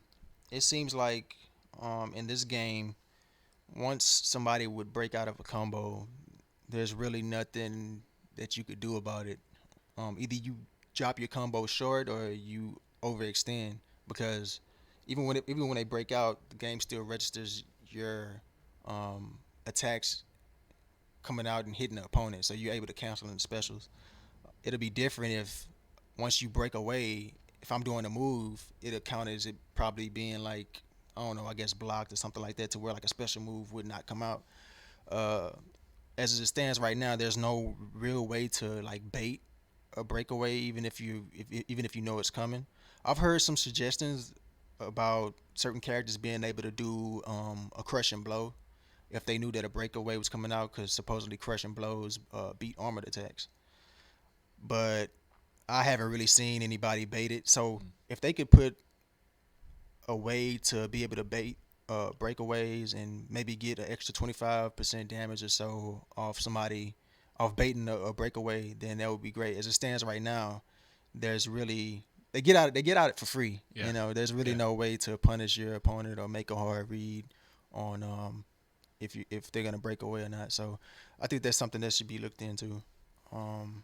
Other than that, well, one of the things that was brought up was the break rate, the combo breaker in MKX, where the patch had made it to where you both reset into neutral. Sprint has been extinguished, so you can't sprint. So is that something that kind of, do you think that solution would work in something like this? I think it's hard for them to, because I feel like they went into this game already with their mind made up that the traditional breakers wasn't going to be. So I think for them to try to incorporate that now is going to be kind of hard to do, and because I don't think it's intended to be inside the game at all. Yeah, I mean, I'm sure it's something that they're addressing, and then even just seeing kind of solutions from our end is maybe breakaway you can only use once per round, or maybe once per match. But I don't know. But I know they bumped up the timing from the stressors, I think, because I think I was counting when they was doing the combat cast when they did the breakaway, and it seemed like it took probably like 30 to 32 seconds for an entire 2 bars to come back, and like 15 seconds for at least one bar to come back. It seems healthy. Yeah, it seems like a good time frame. Yeah, I think that's a good enough time frame to where you're not over abusing the mechanic. Yeah.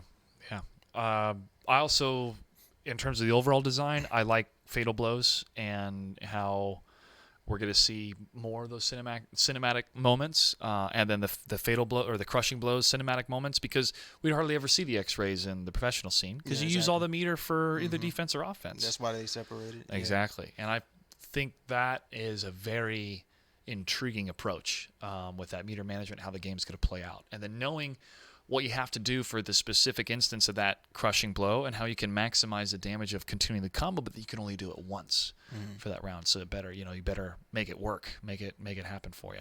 Yeah, I think they another thing I agree with is those fatal blows need to be punishable, because you have somebody like a ball, and we've seen his fatal blow where he like runs across the world or whatever, and he comes back on the other side of the screen, and it's so fast that you can't whiff anything, and it makes you so scared to press a button in the neutral, and it's like he's gonna get that back if you block it. And most of these fatal blows right now are safe, so if he does it and you whiff for a button and somehow you miraculously block in time, it's safe and it's gonna come back. So now it's gonna come back, and you have to worry about this all over again. Like, oh damn, it's gonna come back, but it's what, another 15 seconds? Yeah, but they can walk back and forth, and he can zone and all this other stuff. So he's gonna have time to get it back, and once he gets it back, you got to think about it all over approach. again. Yeah. So, all right. Well, I'm sure they're gonna get a lot of data with the stress test, or the beta test, which is happening this weekend. It actually starts on Thursday night for America. I think it was like 8:00 Pacific time at night for us on the 27th, and the 20th through the 31st. All weekend long, people get to play. Yeah. Well, we're going to start wrapping up here, dude. Anything else you'd like to say while you're here? Any shout-outs, anything like that? Shout out to the Combat Houston boys, the community. Not too many shout-outs. I think that's about it. All right. And then where can people find you? You can find me on Twitter at KHScar12. I have a YouTube. I think it's the same KHScar12. twitch.tv/scar713, and I think those are all my platforms. All right, man, and we're gonna definitely see you at tournaments this year. Oh yeah, for Mortal Kombat 11. Well, you've lived the life. You've been on the pro teams. You've seen a lot of stuff. And then here you are. Thank you for imparting your story, your wisdom. And I think these next 2 or 3 years are going to be a lot of fun, be it the last hurrah as a competitor or a new chapter. You don't know until you try, but I think we're all very optimistic for the future with this game. And it's a clean slate for everybody. That's man, right. And everybody's scrubs right now, so It's a good time, and might as well start it off right. So here we go. Okay, folks, thank you so much for joining us at the J.Gray podcast. You can follow me, Mr. Joshua Gray, all the social platforms, and on Patreon, Mr. Joshua Gray. Everything helps. We'll see you next time. Thank you so much.